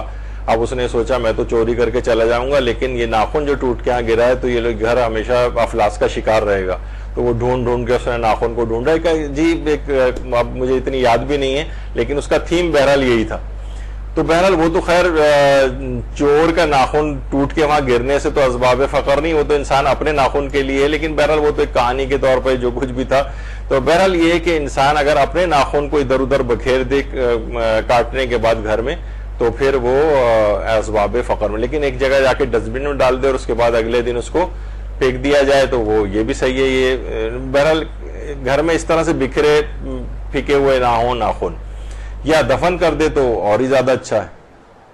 اسی طریقے سے بہت سے کہ مثلا ٹکر لگی پاؤں میں اور ناخن کوئی اکھڑ گیا اور اس کے بعد اکھڑنے کے بعد ظاہر یہ الگ بھی ہو جاتا ہے، تو اس تک کے متعلق جو ہے خود آیت اللہ سیستانی نے لکھا ہے توضیح المسائل جامع میں، اس کا مسئلہ 771، اگر کسی کا ناخن یا دانت یعنی کسی زندہ شخص کا ناخن یا دانت اس کے بدن سے جدا ہو جائے تو اس کو دفن کرنا مستحب ہے، مستحب ہے۔ یعنی اگر آپ کا ناخن آپ کے جسم سے چوٹ لگنے کی وجہ سے کسی وجہ سے الگ ہو جائے یا آپ کا دانت تو دفن کرنا مستحب ہے۔ بہت سے لوگ اس میں یہ سمجھتے ہیں کہ شاید یعنی اس کو مردے کے ساتھ دفن کرنا مستحب ہے کہ اپنے پاس سنبھال کے رکھ لے، چاہے تو یہ بھی کر سکتا ہے وہ، لیکن یہ کہ بہرحال اصل میں یہ کہ زمین میں کہیں پہ بھی اس کو دفنا دے۔ تو بہرحال آیت اللہ سیستانی نے بھی اس کو لکھا ہے توضیح المسائل جامع میں۔ اچھا، میدان مینا میں ایک حکم ہے کہ جو وہاں حاجی اپنے بالوں کو کاٹتے ہیں تو کیا یہ مسئلہ ناخنوں کے لیے بھی آتا ہے کہ ان کو بھی مینا کے میدان میں دفن کیا جائے؟ حاجی جو مینا کے میدان میں گنجے ہوتے ہیں، یا خواتین بھی اگر وہ تقصیر کرتی ہیں، خواتین ظاہر گنجی نہیں ہوتی، وہ تقصیر کریں گی، بلکہ ان کے لیے گنجا ہونا حرام بھی ہے۔ یعنی یہ نہیں کہ آپ کو آپشن ہے خالی، بہت سی ہوتی ہیں جناب فلم میں کام کرنا ہے اس کے لیے گنجی ہو گئی وہ، اور اس طرح سے ہوتا ہے، تو بہرحال خود ہی بذات خود یعنی گنجا ہونا بھی خواتین کے لیے جائز نہیں ہے۔ تو میدان مینا میں ایک حکم ہے کہ چاہے خواتین تھوڑے سے بال کاٹ کے تقصیر کریں یا مرد گنجے ہو کر یا بال کاٹ کر تھوڑے سے جو ہیں تو اس کو وہیں پر ہی پھینکے نہیں، بلکہ میدان مینا میں ہی کسی جگہ زمین کھود کے وہاں پر دفن کیا جائے۔ البتہ بہرحال اس میں یہ ضرور ہوتا ہے کہ وہاں پر اعلان ہوتا ہے باقاعدہ کہ خیموں میں یہ سب کام نہ کیے جائے، ظاہر ہے کہ خیموں میں لوگ اپنے بال کٹوا رہے ہیں، پھر وہ جو بال ایک یعنی ہائیجین کے اعتبار سے بھی اچھا نہیں لگ رہا ہوتا ہے یہ، تو اور یہ کہ زمین وہاں سب لوگ اگر کھدائی شروع کر دیں گے وہاں پر خیموں کے نیچے تو وہ تو بڑی بڑی خندقیں خود جائیں گے، وہاں اتنے حاجی ہوتے ہیں. تو بہرحال یہ کہ ایک فقہی حکم ہے، مستحب ہے کہ حاجی اپنے بالوں کو کٹوا کر. البتہ ناخنوں کے سلسلے میں ابھی آگے چل کے ذکر ہوگا کہ ناخن کاٹنے سے آغا سستانی فرماتے ہیں تقصیر واقع نہیں ہو سکتی. یعنی یہ پہلے حج میں تو ویسے ہی انسان جو ہے اس کو احتیاط واجب ہے کہ وہ سر منڈوائے ہی، لیکن اگلے حج میں بھی یا مستحب حج کے لیے بھی آیا ہو تھوڑے سے بال بھی کاٹ سکتا ہے. لیکن وہ فرماتے ہیں بال کاٹنے سے تو تقصیر ہوتی ہے، لیکن احتیاط اس میں ہے کہ ناخن کاٹنے سے تقصیر نہیں ہوتی ہے. لیکن ہو سکتا ہے کہ کوئی عالم اس کی بھی اجازت دے. تو بہرحال ناخنوں والا مسئلہ تو ابھی ایک طرف رکھیے. میدان مینا میں کیونکہ حجی انسان کر رہا ہوتا ہے تو کٹے ہوئے بالوں کو فقط دفن کرنا مستحب ہے، ناخنوں کا تذکرہ اس لحاظ سے اس میں نہیں آتا ہے. اچھا، کیا ناخنوں کو دفن کرنے کی وصیت کی جا سکتی ہے؟ خیر اس کو چھوڑیے. پیغمبر اکرم صلی اللہ علیہ وآلہ وسلم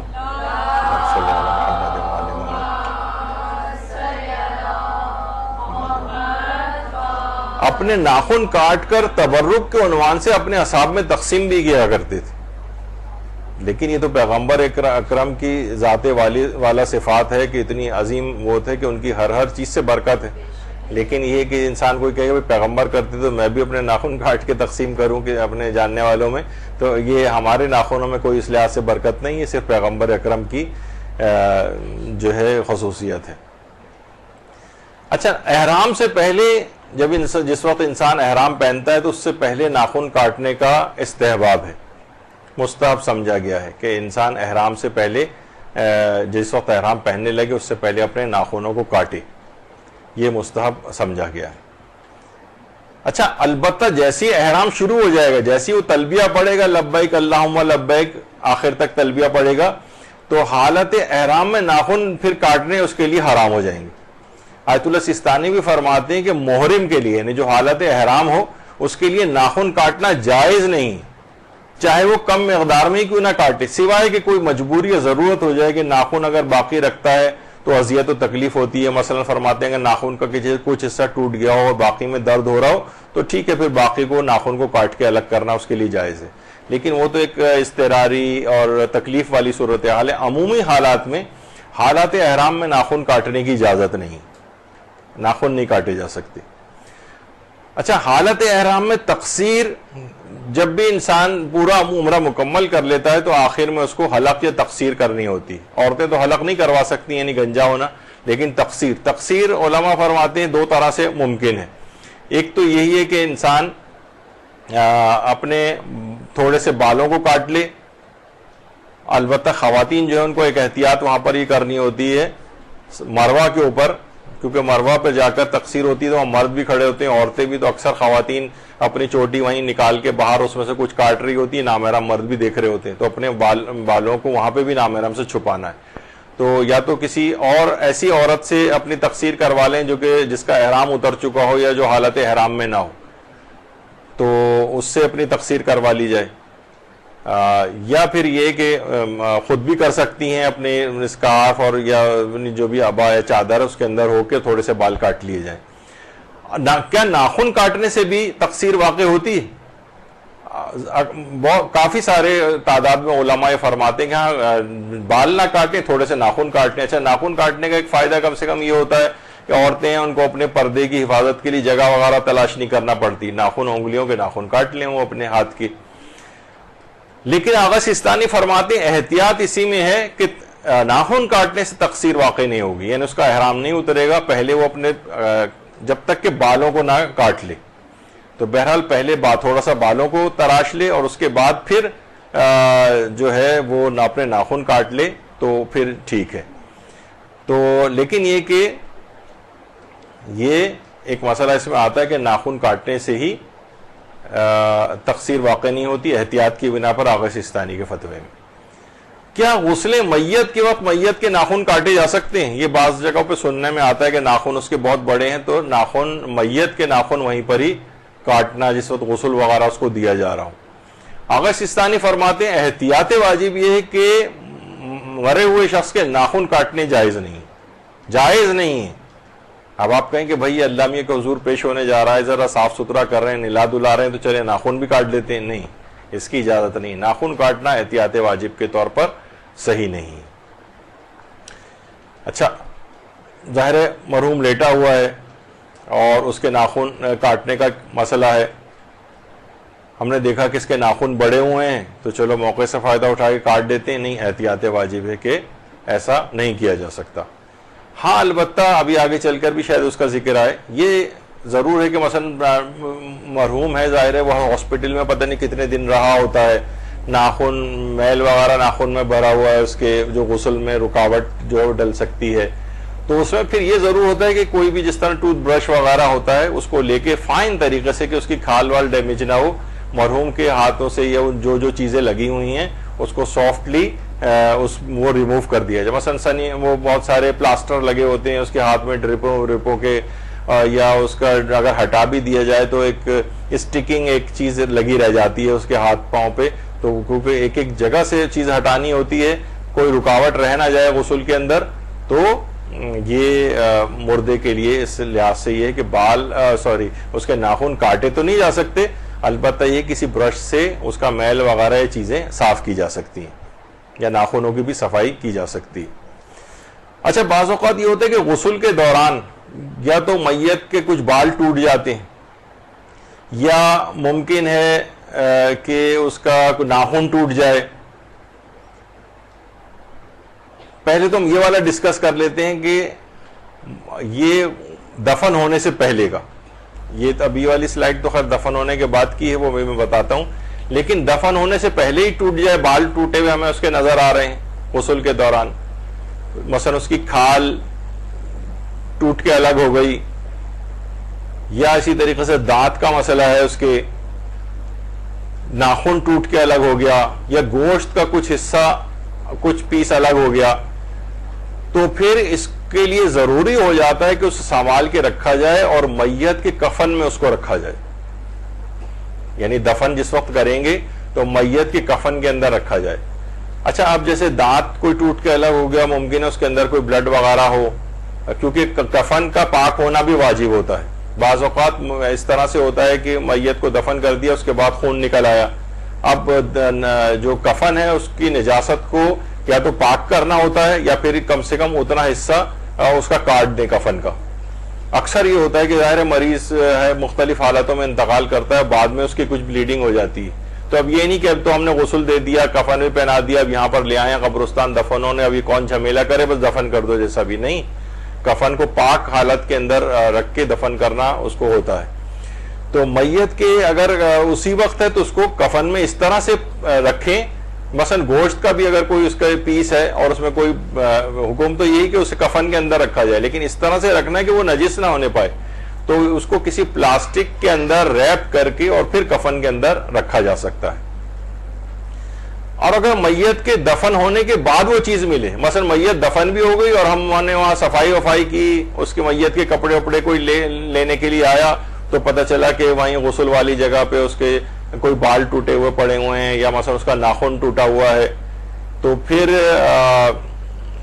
میت کے اگر اس طرح سے کچھ ہو تو بہرحال یہ کہ اس کو بھی یا تو کہیں اور دفن کر دیں, یا اسی اگر قبر میں ہی دفن کرنا ہے تو اس طرح سے اس کو قبر کے اندر رکھیں کہ میت کی قبر کو کھولنا شمار نہ کیا جائے.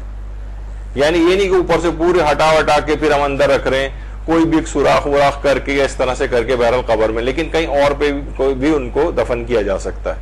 لیکن اصلاً یہی کہ اگر اس سے پہلے وہ چیز مل جاتی ہے تو پھر یہ ضروری اور واجب ہے کہ اس کو کفن کے اندر رکھ دیا جائے اور اس کے ساتھ ہی اس کو دفن کیا جائے. اچھا البتہ ایک بات اور بات, یہ جو ابھی میں نے کہا گوشت کا ٹکڑا بھی اگر ملے, ایک ضمناً بیچ میں بات آ گئی تو اس سے بھی واقف ہو جانا چاہیے. آیت اللہ دست غیب شیرازی, ایک عورت نے ان کو شہید کیا تھا. منافقین اسلام کے نام سے جو ایک لحاظ سے اس کو کہا جاتا ہے, جو ایک تنظیم تھی وہاں پر, گوہر ادب آواز اس عورت کا نام تھا. اس نے آیت اللہ دست غیب شیرازی کو خودکش بم دھماکے کے اندر شہید کیا تھا. ان کے جسم کے کافی حصے ٹکڑے الگ الگ ہو گئے تھے. نماز جمعہ کے لیے جو ہے آیت اللہ دست غیب شیرازی جا رہے تھے, اور یہ وہاں پر ایک حاملہ خاتون پیٹ پہ اس نے بم باندھا ہوا تھا, اور اس طور پہ کہ ان کے قریب گئی اور اپنے آپ کو خودکش دھماکہ کر کے. اچھا اس کے بعد جو اس میں بات بتانے والی یہ ہے کہ آیت اللہ دست غیب شیرازی اس کے بعد کئی لوگوں کے خواب میں آئے اور کہا کہ وہ دفن ہو چکے تھے اس وقت تک, کہا کہ میرے گوشت کے کچھ ٹکڑے فلا دیوار پر چپکے ہوئے رہ گئے, ان کو دوبارہ جو ہے وہ دفن کیا جائے. تو جب وہ بہت سارے لوگوں کے آئے اور سب نے کہا کہ ہمیں بھی خواب میں یہی آئے, تو پھر پتہ چلا سب کو اطمینان اور یقین ہو گیا کہ آیت اللہ دست غیب شیرازی جب وہاں پہ جس جگہ وہ شہید ہوئے تھے, تو جب وہاں تلاشی لی گئی تو دیکھا کہ واقعتاً وہاں کچھ دیواروں کے اوپر ان کے گوشت کے ٹکڑے شہید کے وہ چپکے ہوئے تھے, پھر بعد میں ان کو دفن کیا گیا. تو یہ حکم میں نے اس وجہ سے بتایا, اور اس کی نظیر بھی اس لحاظ سے ملتی ہے, اس کی اہمیت تھی کہ بہرحال اگر بعد میں بھی اگر یہ چیز ملے ہمیں کبھی تو دفن کرنا اس کو جو ہے وہ ضروری ہوتا ہے. جیسے آغا سیستانی نے کہا اگر اس سے دفن سے پہلے مل جائیں تو واجب ہے کہ کفن کے اندر رکھ دیے جائیں. بال کو بھی کہا ہے انہوں نے, بال, کھال, دانت اور ناخن اور گوشت, یہ 5 چیزیں اگر بعد میں بھی اگر ہو تو ان کو بھی دفن کیا جائے, ورنہ اگر اس سے پہلے دفن سے پہلے مل جائیں تو ساتھ میں کفن میں رکھا جائے, بس یہ کہ وہ کوئی نجس وغیرہ نہ کرے.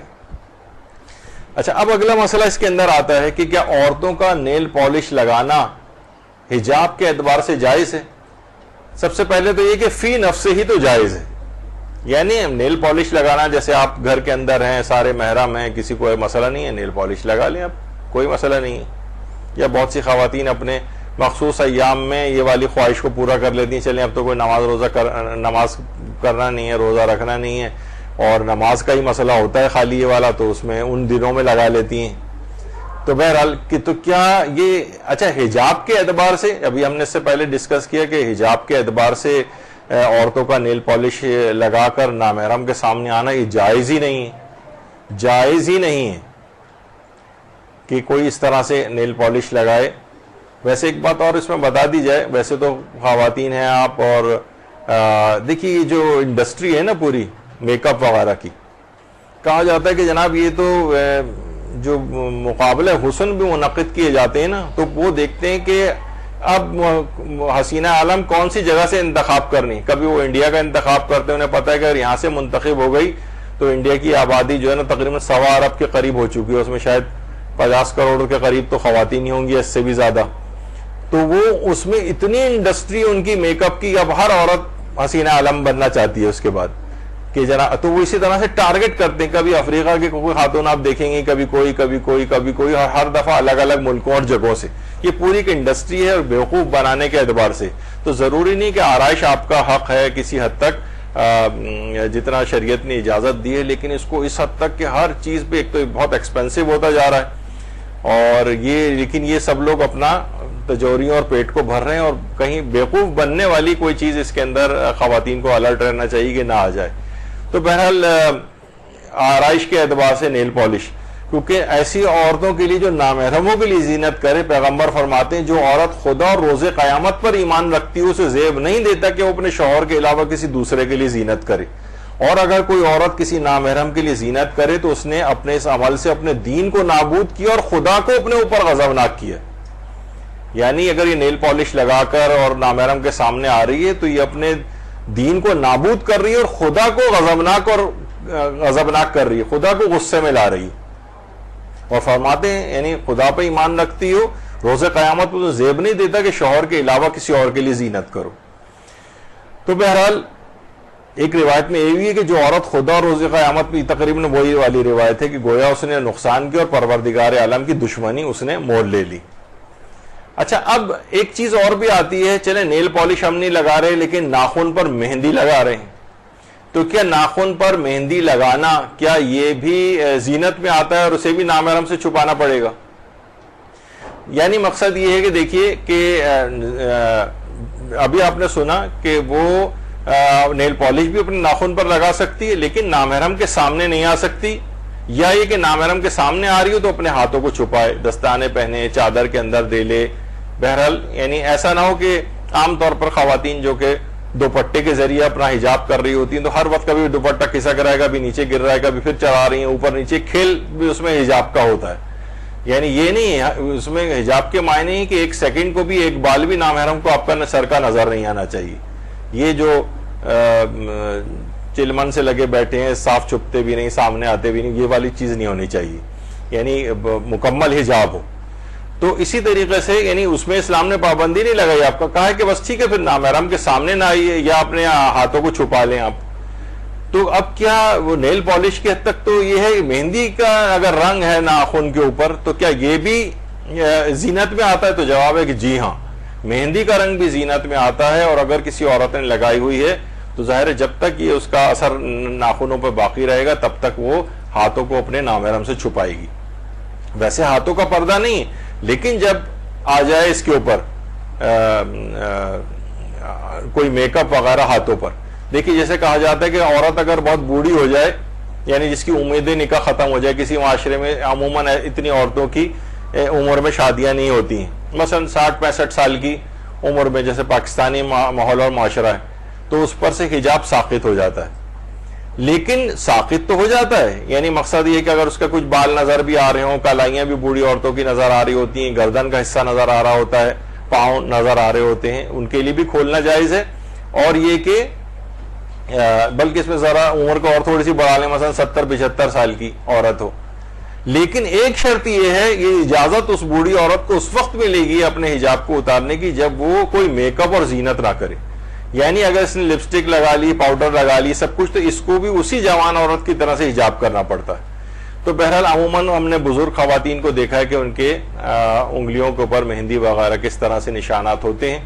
تو وہ ابھی آپ نے سنا کہ ویسے تو اجازت ہے کہ وہ اپنے حجاب کو اتار سکتی ہے, لیکن کوئی زینت نہیں ہونی چاہیے. تو اب اگر ناخنوں کے اوپر اس انداز سے, تو کم سے کم اپنے ہاتھوں کو اسے نامحرم سے چھپانا پڑے گا, ایک زینت آ گئی ہے کیونکہ اس کے ہاتھ پر. اچھا, اسی طریقے سے یہ ابھی آپ نے سن لیا کہ ناخنوں پر مہندی لگانا حجاب کے منافی. اچھا, اب ناخن جو ہیں اس میں بہت سارے اور چیزیں بھی آ گئی ہیں, مثلا ایکریلک جو نیلز ہوتے ہیں, اور یہ بھی سنا ہے کہ کافی دنوں تک انگلیوں کے اوپر اس طرح سے باہر سے لگا کے رکھے جاتے ہیں, سارے چپکتے ہیں, اور یہ بار بار اتنی جلدی اکھاڑے تو نہیں جاتے, کئی دنوں تک اسی طرح سے ہاتھوں پر لگے رہتے ہیں. تو یہ لگے رہیں گے تو یقیناً وضو اور غسل کے اندر یہ رکاوٹ ہوں گے, اور وضو اور غسل بھی صحیح نہیں ہوگا. تو اس قسم کے ناخن لگانے سے بھی اس سے اجتناب کرنا چاہیے. یا بہت سے اپنے ناخنوں پر اس طرح کی چیزیں لگا لیتی ہیں کیا کیا, تو یہ بھی سب ظاہر ہے کسی نہ کسی چیز سے چپکتے ہیں. اس کے اوپر جا کر چپکنے والی جو جگہ ہے اس پہ پانی نہیں پہنچے گا وضو کا یا غسل کا, تو پھر یہ ایک مسئلہ رہے گا اس کے اندر. تو اس کو اس انداز سے یہ والی زینت بھی ناخنوں پر نہیں کرنی چاہیے, آپ کی نمازیں متاثر ہوں گی. دلہن کے میک اپ میں جو نیل پالش کا مسئلہ ہے, خاص طور پر ہاتھوں کی جو نیل پالش ہے وضو سے کرنا ہے, تو اب دیکھیے اس میں کیا ہوتا ہے کہ بھائی ابھی جیسے آگے چل کر ہم مثال دیں گے, کم سے کم یہی کر لینا چاہیے کہ جو پیل آف نیل پالش ہوتی ہیں اس کا انتخاب کر لیں آپ, کہ جب چاہیں اس کو ہٹا کے الگ کر دیں, وضو وغیرہ کرنے میں بھی اس میں آسانی ہوتی. لیکن یہ کہ اگر کوئی پرماننٹ ویسی نیل پالش لگا دی جائے اور پھر وہ کہے کہ بھائی اب میں کیسے ہٹاؤں, ابھی میرا تو بہت بڑا ایونٹ ہے آج, میک اپ کے اوپر نماز کو قربان کیا جاتا ہے, میک اپ کے اوپر جو ہے یعنی گناہ کبیرہ, یعنی جو جس زندگی کی ابتدا ہو رہی ہے اور نیک چیزوں سے اس کی ابتدا ہونی چاہیے, یعنی اسی دن اتنے بڑے گناہ کبیرہ, یعنی نمازوں کو قضا کرنے سے لے کر اگلے دن کی جو نمازیں ہوتی ہیں اس کو بھی وہ اس انداز سے اپنی قضا کرتی ہے, باطل کرتی ہے. تو اس کی ابتدا ہی ایسے ہوتی. باقاعدہ یہاں پر ایک درس بھی اس موضوع پر ہو چکا ہے کہ شب شادی شب گناہ کبیرہ ہے, اس میں ہم نے تمام گناہ کبیرہ کی اس کے اندر بتائی جو اس شب شادی میں یا شادی کی تقریبات سے لے کر بعد تک ہوتے ہیں. اس میں بہت ساری چیزیں کہ جناب لیٹ نائٹ شادیاں, لوگ 3-4 بجے آ کے سو رہے ہیں, سب کی نماز فجر قضا ہو رہی ہیں, اسراف اس کے اندر ہو رہا ہے, نامحرموں کو دکھانے کا مسئلہ ہو رہا ہے اسی کے اندر جو ہے نا, یعنی ہر فسق و فجور, لہو و لعب, موسیقی, ڈانس, فلاں کیا کیا چیزیں اس میں ہو رہی ہوتی ہیں. تو بہرحال تو اس کو چاہیے کہ اپنے پردے کی حفاظت کے لحاظ سے پوری پلاننگ کرے, اور کیسے وہ وضو اپنا جو ہے وہ پہلے سے کر کے بیٹھے, ٹائمنگ کیسے بیوٹی پارلر جانے کے رکھے وغیرہ. یہ تو ہم نے, کیونکہ اسلام ان چیزوں کو اصلاً تسلیم نہیں کرتا ہے. یعنی یہ نہیں کہ وہ آپ کو کہے ایکسکیوز جی ہاں بہت بڑا ایونٹ ہے, آپ کو دلہن بننا ہے تو جناب اس میں تو یہ میک اپ تو ضروری ہے. نہیں, اسلام کہتا ہے یہ کوئی ضرورت میں تھوڑی آتا ہے. یعنی آپ اپنی نمازوں کو ہر صورت میں آپ کو بچانا ہے, میک اپ کے اوپر نماز کو تو قربان نہیں کیا جائے گا. تو وہ عورتیں خود دیکھیں کہ کس طرح سے ان کو مینیج کرنا ہے. دلہنیں کہ وہ ان کی ایک نئی زندگی کی ابتدا ایک نحوست کے ساتھ نہ ہو. بہت بڑی نحوست ہے. ایک دفعہ زمانے میں کہیں میں نے سنا تھا کہ امام خمینی کو کسی بچے نے خط لکھا تھا. اس میں لکھا تھا کہ میں آپ بہت بڑا ایک راز آپ کو بتاؤں, میری زندگی کا نہیں بلکہ تھا کہ ایک مضمون لکھا تھا, میری زندگی کا سب سے منحوس دن. تو اس نے پورا مضمون ہی لکھا تھا کہ زندگی کا منحوس ترین دن وہ تھا جب میری نماز فجر قضا ہو گئی تھی. تو ہمارے خیال میں تو کوئی بات نہیں ہے, ایسے تو چلتا رہتا ہے, اکثر و بیشتر نماز فجر قضا ہو جاتی ہیں تو کسی کو پرواہ بھی نہیں ہوتی. تو بہرحال اس کو نیل پالش اور یہ سب کچھ میں اس پہ اپنے دین کو قربان نہیں کرنا چاہیے. اچھا, ایک مسئلہ ہے ایک اور کہ کیا نامحرم کے پاؤں کے کٹے ہوئے ناخنوں یا بالوں کو دیکھا جا سکتا ہے؟ اچھا, ہاتھوں کے ناخن تو چلے ہوتے ہیں, جب عام حالات میں اس کے ہاتھ کو بھی دیکھ سکتے ہیں اور ناخن کو بھی دیکھ سکتے ہیں, تو ہاتھوں کا تو یہ مسئلہ نہیں ہے. لیکن کسی نامحرم نے اپنے ناخن, اچھا گھر جوائنٹ فیملی سسٹم ہے, بھاوا جی نے مثلا ناخن کاٹ کے کہیں رکھے ہوئے ہیں, تو دیور یا جیٹ وہاں سے مثلا گزر رہے ہیں, معلوم ہے کہ مثلا بھابھی کے ہمارے ناخن ہیں, تو یہ کٹے ہوئے ناخنوں کو دیکھنے کا مسئلہ کیا ہے؟ لیکن اسلام نے دیکھی اس میں سب چیزیں. تو بہرحال چاہے وہ ویسے ہی ذرا تفصیلی ہے, بالوں کا مسئلہ تو ہم بالوں میں بیان کریں گے. اس میں کچھ علماء نے نامحرم کے کٹے ہوئے بالوں کو احتیاط واجب کی بنا پر دیکھنے کو منع کیا ہے, لیکن ہم بالوں والی اس میں بیان کریں گے. لیکن پاؤں کے ناخنوں کے اندر تمام علماء اس بات کے قائل ہیں کہ اگر خواہ وہ نامحرم ہی کے کیوں نہ ہو, یعنی نامحرم کا دانت اور نامحرم کے ناخن کٹے ہوئے وہ کسی جگہ ہوں تو اس کو نامحرم دیکھ سکتا, چاہے وہ جب پاؤں میں وہ لگے ہوئے تھے اس وقت دیکھنے کی اجازت نہیں تھی. مثلا کوئی عورت باپردہ ہے اور وہ اس کے پاؤں کو کچھ کھل گئے اور اس کے ناخن نظر آ رہا ہے تو فوراً نگاہ کو ہٹانا واجب ہوگا مرد کے لیے, یعنی باپردہ عورت. بے پردہ اگر ہے تو پھر ایک الگ مسئلہ ہوتا ہے, پھر اس کو دیکھنے کی اجازت ہوتی. لیکن یہ کہ کیا نامحرم کے پاؤں کے کٹے ہوئے ناخنوں کو, تو اس میں ایک یہ مسئلہ آتا ہے کہ پاؤں کے کٹے ہوئے ناخن کو بھی اور دانتوں کو بھی, یعنی کوئی دانت نکالا ہوا ہے کسی نے کہیں رکھا ہوا ہے تو اس کو دیکھنے کی اجازت. البتہ بالوں کا ایک مسئلہ ہے جس میں علماء میں اختلاف ہے, کچھ علماء جائز قرار دیتے ہیں اور کچھ احتیاط واجب لگا کر کہتے ہیں کہ اس کو بھی دیکھنے سے اجتناب کیا جائے. پھر ایک اور بھی اس کے اندر مسئلہ آئے گا, وہ بھی اسی وقت ہی ہم بیان کریں گے کہ اگر انسانی بالوں کی اگر کسی عورت نے وگ لگائی ہوئی ہے, یعنی وہ کسی اور عورت کے بال ہیں, اب تو عورتیں اپنے بال وغیرہ بھی بیچتی ہیں, تو وہ کسی عورت نے انسانی بالوں کی وگ لگائی ہوئی ہے تو اس کو دیکھنے کا مسئلہ کیا ہے. پھر ایک مسئلہ یہ بھی آتا ہے کہ کیا انسانی بالوں کی وگ اپنے سر پہ لگائی بھی جا سکتی ہے یا نہیں. بعض مراجع اس میں بھی احتیاط واجب لگا کر منع کرتے ہیں, لیکن یہ بالوں والے درس میں ہی آئے گا, اب اتنا ٹائم نہیں کہ اس کو بیان کیا جائے. اچھا, اب ایک چیز اور بھی آتی ہے اور وہ ہے پرمیبل نیل پالش یا بریدیبل نیل پالش. آج کل عورتیں کہنے لگی ہیں کہ بھائی ایک ہے اس کے اندر تو اگر جب ہم وہ لگاتے ہیں تو ناخنوں تک پانی پہنچ جاتا ہے, اور اس کو اسلامک نیل پالش بھی کا بھی نام دیا گیا ہے. تو دیکھیے, پرمیبل نیل پالش یا بریدیبل نیل پالش, اور اس کو حلال نیل پالش کے نام سے بھی بازاروں میں دستیاب ہے. دیکھیے, سب سے پہلی بات تو یہ ہے کہ اس میں ہر شخص خود مکلف ہے. پہلے مسئلہ تو یہ ہے کہ آپ کی اپنی ذمہ داری ہے کہ آپ خود تحقیق کریں کہ یہ آپ کے لگنے کے بعد آپ کے ناخنوں میں کوئی بھی ایک سوئی کے نوک کے برابر بھی ایسی جگہ نہیں ہونی چاہیے کہ جہاں پر وضو کا پانی یا غسل کا پانی نہ پہنچے. یہ ضروری ہے. اگر آپ کو اطمینان ہے 100% کہ ایک سوئی کی نوک کے برابر بھی ایسی جگہ نہیں ہے اس نیل پالش کو لگانے کے بعد کہ جہاں پر وضو کا پانی نہ پہنچے, تو اس صورت میں آپ کو اجازت ہے. لیکن اگر 1%, 2%, 3% بھی امکان ہے, 97% پانی پہنچ جاتا ہے لیکن شک ہے کہ شاید تھوڑا یعنی نہ بھی پہنچے کسی جگہ, تو اس صورت میں پھر واجب ہے کہ اس نیل پالش کو ریموو کریں. اور زیادہ تر ہوتا ایسا ہی ہے. اس کو لوگوں نے تجربہ بھی کر کے دیکھا کہ یہ ایک لحاظ سے ایک ہلکی سی کوٹنگ ضرور بناتی ہے, یا کم سے کم پورے ایریا کو ناخن کے جو ہے وہ کور نہیں کرتی ہے پانی کے سلسلے میں. کہیں نہ کہیں کچھ جو ہے نا ڈرائی ایریاز رہ جاتے ہیں.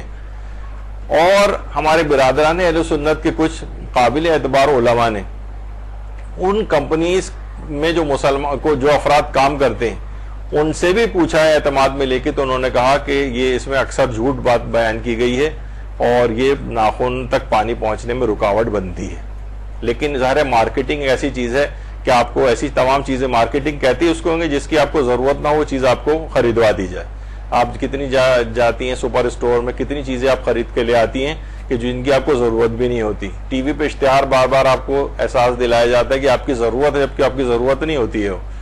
تو بہرحال یہ چیزیں ایسی ہیں. تو اگر کسی کو 1% 2% بھی شک ہے کہ پانی میرے ناخن تک نہیں پہنچ رہا ہے تو پھر اس کو ہٹانا واجب ہو جائے گا. تو یہ بریدیبل یا پرمیبل نیل پالش جو ہے اس کو بھی آپ نکال کے رکھ دیں. اور پھر دوسرا ہے کہ شک کی حالت میں بھی، اور دوسرا ہے کہ آپ سوچیں نا اس شک کی حالت میں آپ اپنی نماز جیسی چیز کو قربان کر رہی ہیں.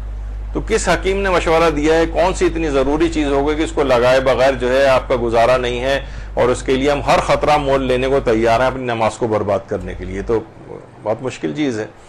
تو اسی طریقے سے اگر اس کے اوپر خواہ نیل پالش پر حلال یا اسلامی نیل پالش ہی کیوں نہ لکھا ہو، حلال نیل پالش، تو دیکھیے حلال لکھے ہونے سے، یا مثلا 786 لکھا ہوا ہے بسم اللہ کے جو اعداد وغیرہ، تو لوگ اس سے بھی دھوکہ کھا جاتے ہیں.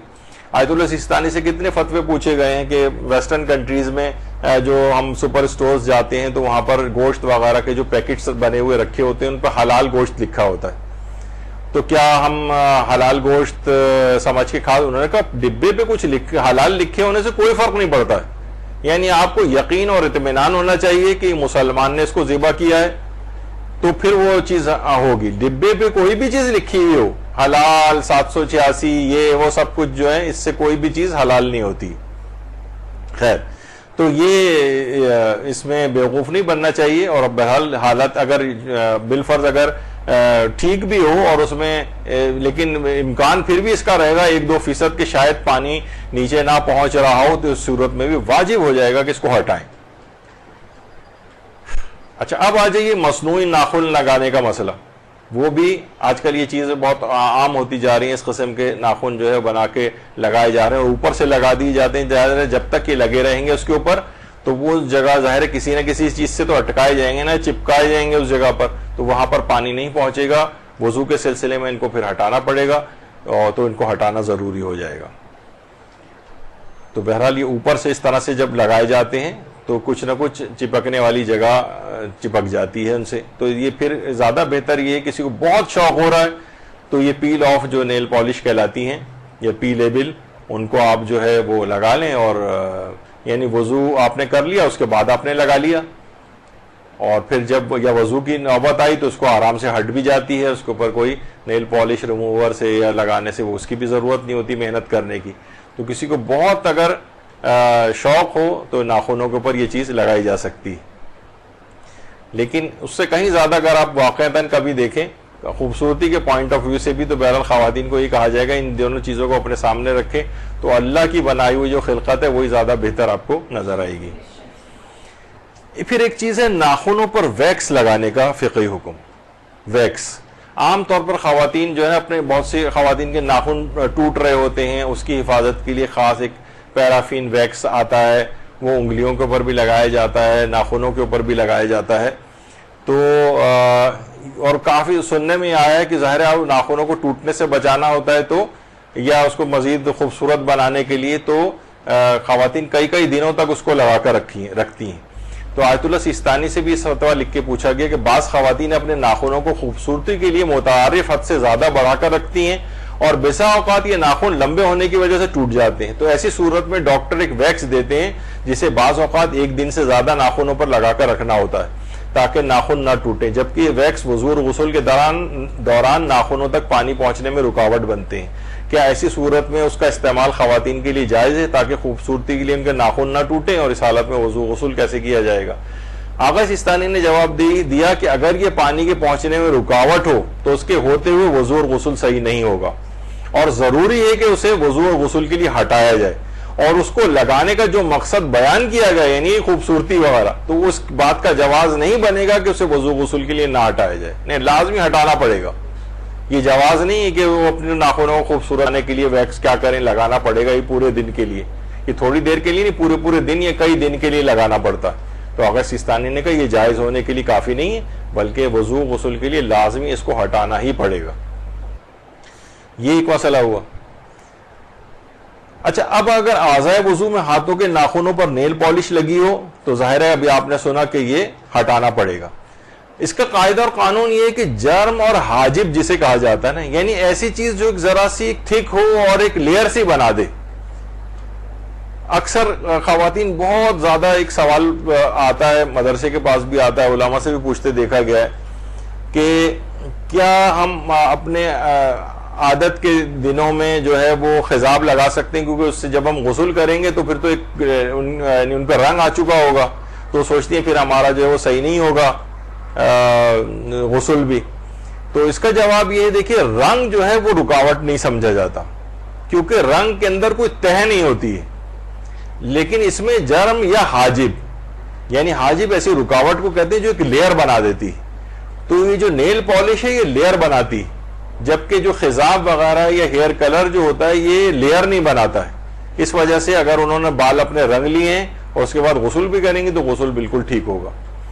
تو کیونکہ رکاوٹ میں حاجب جو ہے یا وہ جو ہے وہ تھک کوئی لیئر اس کے اوپر نہیں آئی ہے, لیکن نیل پالش میں تو آ جاتی ہے. اسی طریقے سے اگر مثلا ان کے مہندی اگر لگی ہوئی ہے تو مہندی جو ہے یہ حاجب نہیں ہے, یہ جرم نہیں ہے, یعنی یہ وہ رکاوٹ تہ نہیں بناتی ہے. اس وجہ سے اگر ناخنوں کے اوپر مہندی لگی ہوئی ہے تو مہندی کا رنگ رکاوٹ نہیں سمجھا جائے گا, وضو غسل صحیح ہو جائے گا. نیل پالش البتہ رکاوٹ ہے. اچھا, اسی طرح سے اگر ناخنوں پر نیل پالش لگ گئی اور رکاوٹ کو ہٹانے میں بہت تکلیف ہو رہی, اچھا ضروری نہیں کہ نیل پالش ہی ہو, یہ ڈامر بھی ہو سکتا ہے, ایلفی آپ کے ہاتھ کے اوپر لگ گئی وہ بھی ہو سکتا ہے, کوئی بھی ایسی چیز جو آ کر لگ گئی اور ہٹی نہیں رہی اور ہٹا رہے ہیں تو بہت تکلیف ہو رہی. اب ایسے موقع پر کیا کیا جائے, وضو وغیرہ کیسے ہو, غسل کیسے ہو؟ تو اس سلسلے میں پھر علماء یہ فرماتے ہیں کہ اگر ایسا کچھ ہو جائے کہ اس کو ہٹانے میں بہت, ایک تو ہے کہ معمولی سی تکلیف ہو رہی ہے, پھر تو آپ ہٹائیے, اس کو ہٹائیے. لیکن اگر بہت زیادہ تکلیف ہو رہی ہے تو پھر فرماتے ہیں اس کا وظیفہ تیمم ہوگا, وہ پھر تیمم کرے. البتہ اس میں بھی ایک مسئلہ آگے چل کے آتا ہے تیمم میں بھی, یعنی اچھا یہ اس وقت بھی ہوتا ہے کہ غسل میں ناخنوں پر نیل پالش ہٹانے کے باوجود لگی رہ گئی ہو, یعنی ابھی ہم اس سے پہلے ڈسکس کر رہے تھے وضو کا مسئلہ.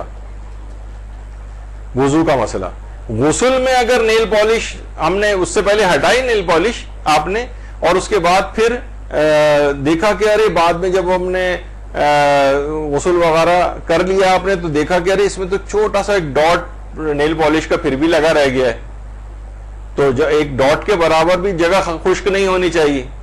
تو غسل کے اندر دیکھیے موالات شرط نہیں ہوتے, پے در پہ انجام دینا, یعنی آپ یہ بھی کر سکتی ہیں اس کے بعد, یعنی غسل مکمل ہو گئے, اب آپ اس کے بعد آپ نے ناخنوں پر دیکھا کہ یہ چیز لگی رہ گئی ہے, غسل کے بعد اس کو اس ناخن سے وہ چیز کھرچ کے ہٹا دیں اور پھر غسل کی نیت سے اس کے اوپر پانی ڈال دیں, صرف انگلی کے اوپر یا جس جگہ پہ بھی کوئی چیز لگی ہوئی ہے. تو اس سے کیا ہوگا کہ وہ غسل اس کے بعد پھر مکمل ہو جائے گا, کیونکہ غسل میں موالات شرط نہیں ہوتے. جیسے وضو میں پے در پہ عمل انجام دینا ہوتا ہے, اعضائے وضو خشک وغیرہ ہو گئے, 15-20 منٹ گزر گئے تو نئے سرے سے وضو کرنا پڑتا ہے. لیکن یہ کہ وہ غسل میں ایسا نہیں ہے, آپ چاہیں تو سر و گردن آپ نے دھویا, اس کے بعد آپ کے وہی گھر میں آ گیا, آپ جو ہے پھر آپ وہاں سے نکل آئیں, لباس وغیرہ پہن کے ان سے ملاقات کریں, اس کے بعد جب وہ چلے جائیں تو نچلا دھڑ بعد میں جا کر دھو لیں. یہ بھی کیا جا سکتا ہے, کیونکہ غسل میں موالات شرط نہیں, صرف وضو میں شرط ہوتے ہیں, یعنی پے در پہ عمل انجام دینا. تو ناخنوں پر نیل پالش ہٹانے کے باوجود لگی رہ گئی تو آپ نے دیکھا کہ پورا غسل دوبارہ نہیں کرنا ہے, بلکہ فقط اس جو لگی رہ گئی یہ چیز اس کو کسی طرح سے ریموو کریں وہاں سے, اور اس پر پھر غسل کی نیت سے پانی ڈال دیں اتنے حصے پر فقط.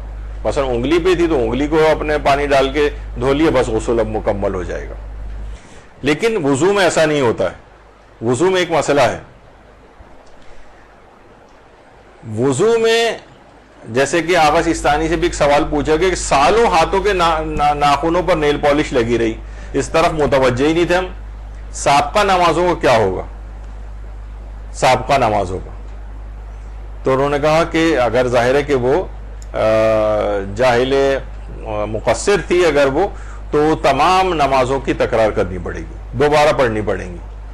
یعنی اگر اس کے ہاتھ پہ نیل پالش رہی، اسی پہ وہ وضو کر کے نماز پڑھتی رہی، ان سب نمازوں کو اس نے دوبارہ پڑھنا ہے. اگر نیل پالش اتر ہی نہ رہی ہو تو وضو غسل کیسے کیا جائے گا؟ تو وہ ابھی ہم نے آپ کی خدمت میں بیان کیا کہ اس موقع پر تیمم کیا جائے گا. اچھا دیکھیے، اگر ناخنوں پر لگی ہوئی چیز دوا ہو، بعض اوقات یہ بھی تو ہوتا ہے نا کہ کوئی دوا آپ نے ایسی لگائی ہے کوئی تھک ٹائپ کی، وہ نہیں ہٹ رہی ہے، تو دوا جو لگی ہوئی دوا جو ہے وہ ہمیشہ جب وہ سمجھی جاتی ہے، یعنی سمجھے وہ ویلڈ ہے، تو اس پہ وضوء جبیرہ کرنا پڑتا ہے. وضوء جبیرہ پتہ نہیں یہاں بھی آپ کو پڑھایا گیا ہے نہیں پڑھایا گیا؟ جی پڑھایا ہے. تو وہ لگی ہوئی دوا جو ہے ہمیشہ جبیرہ سمجھی جاتی ہے، لیکن اگر وہ تو وضوء جبیرہ کرنا پڑتا ہے. لیکن اگر ناخنوں پر لگی رکاوٹ غیر دوا ہو، مثلا ایلفی لگ گئی ہو، وہ تو غیر دوا ہے، یا ڈامر لگ گیا ہو، وہ غیر دوا ہے، تو اس صورت میں پھر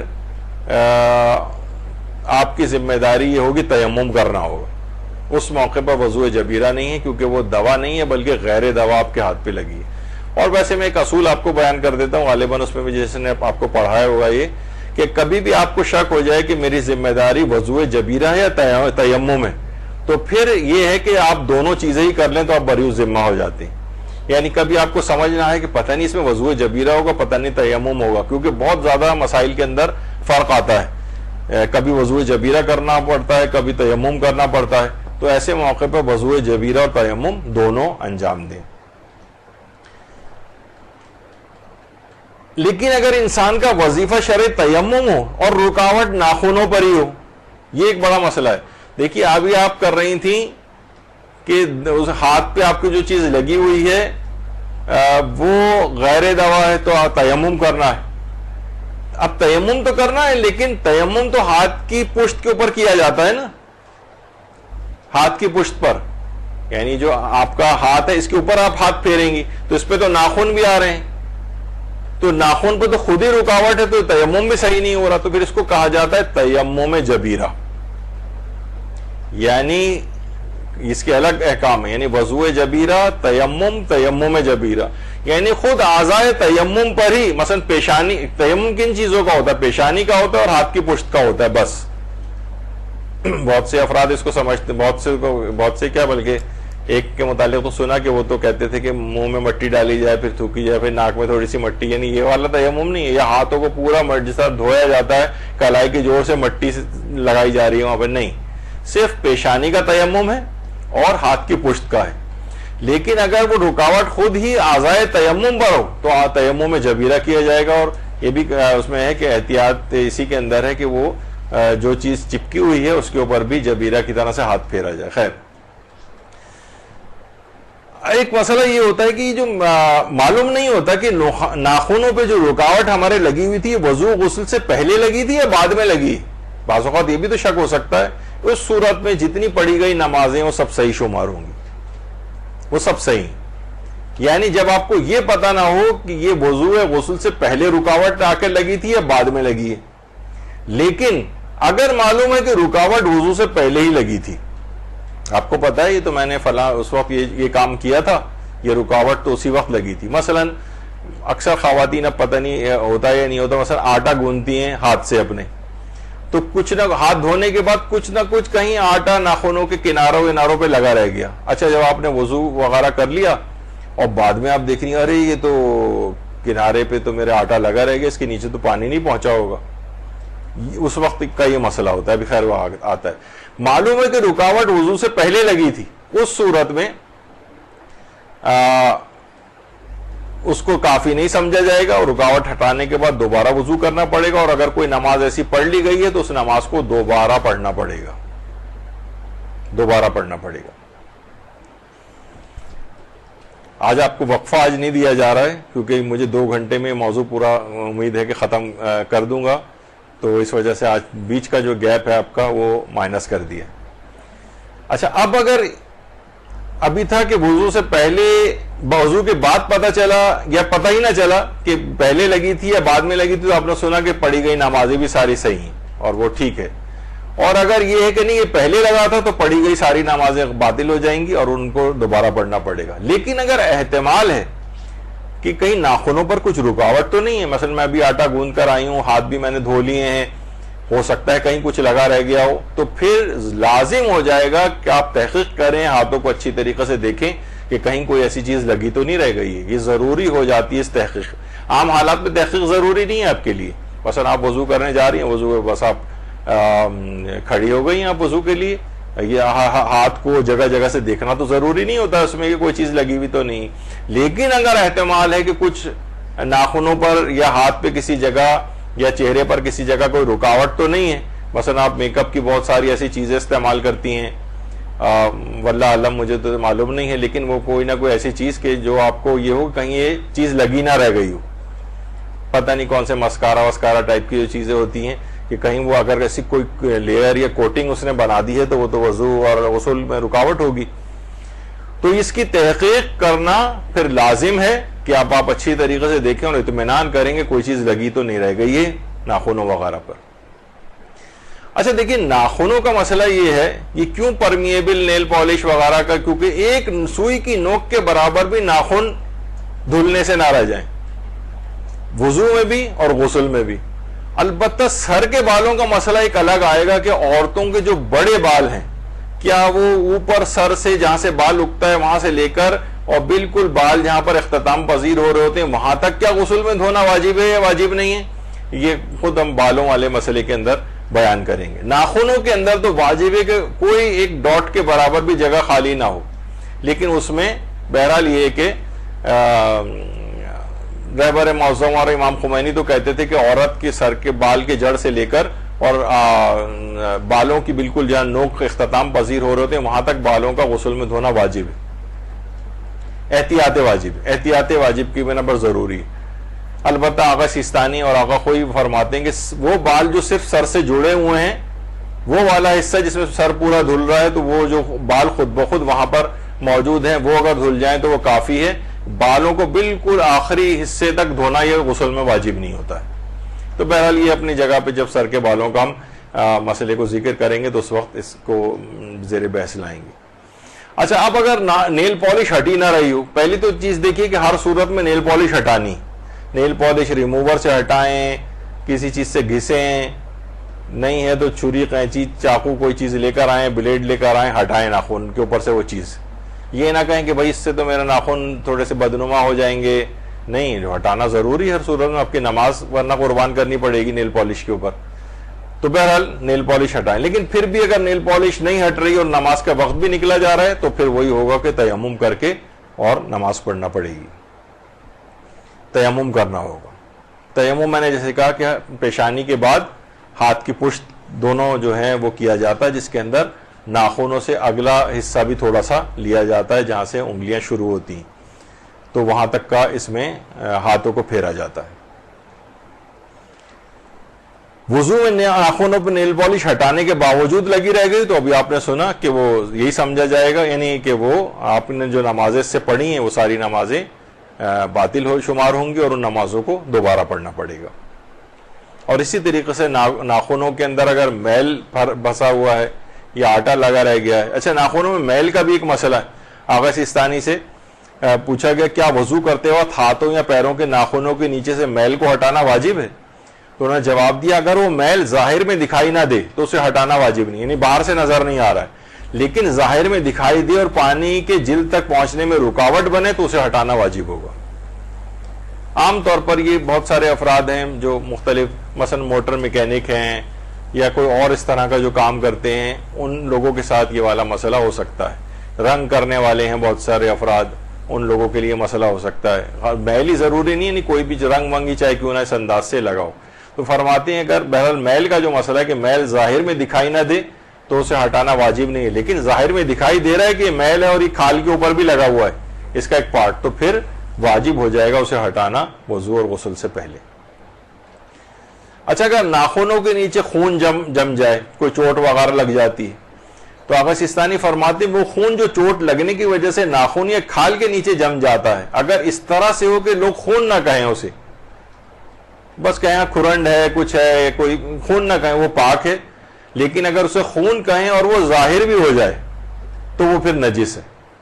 اور اگر انسان کو معلوم نہ شک میں پڑ جائے کہ پتہ نہیں کھال کے نیچے جو خون جمع ہے یا چوٹ لگنے کی وجہ سے گوشت نے ایسی شکل اختیار کر لی ہے یا خون ہی ہے. بعض اوقات ہوتا ہے نا کہ ٹھیک ہے یہ کچھ کالا سا ہو گیا ہے, یہ گوشت نے اپنا رنگ بدلا یا خون ہے اوپر سے ہی, تو اس صورت میں فرماتے ہیں کہ اسے پاک سمجھا جائے گا.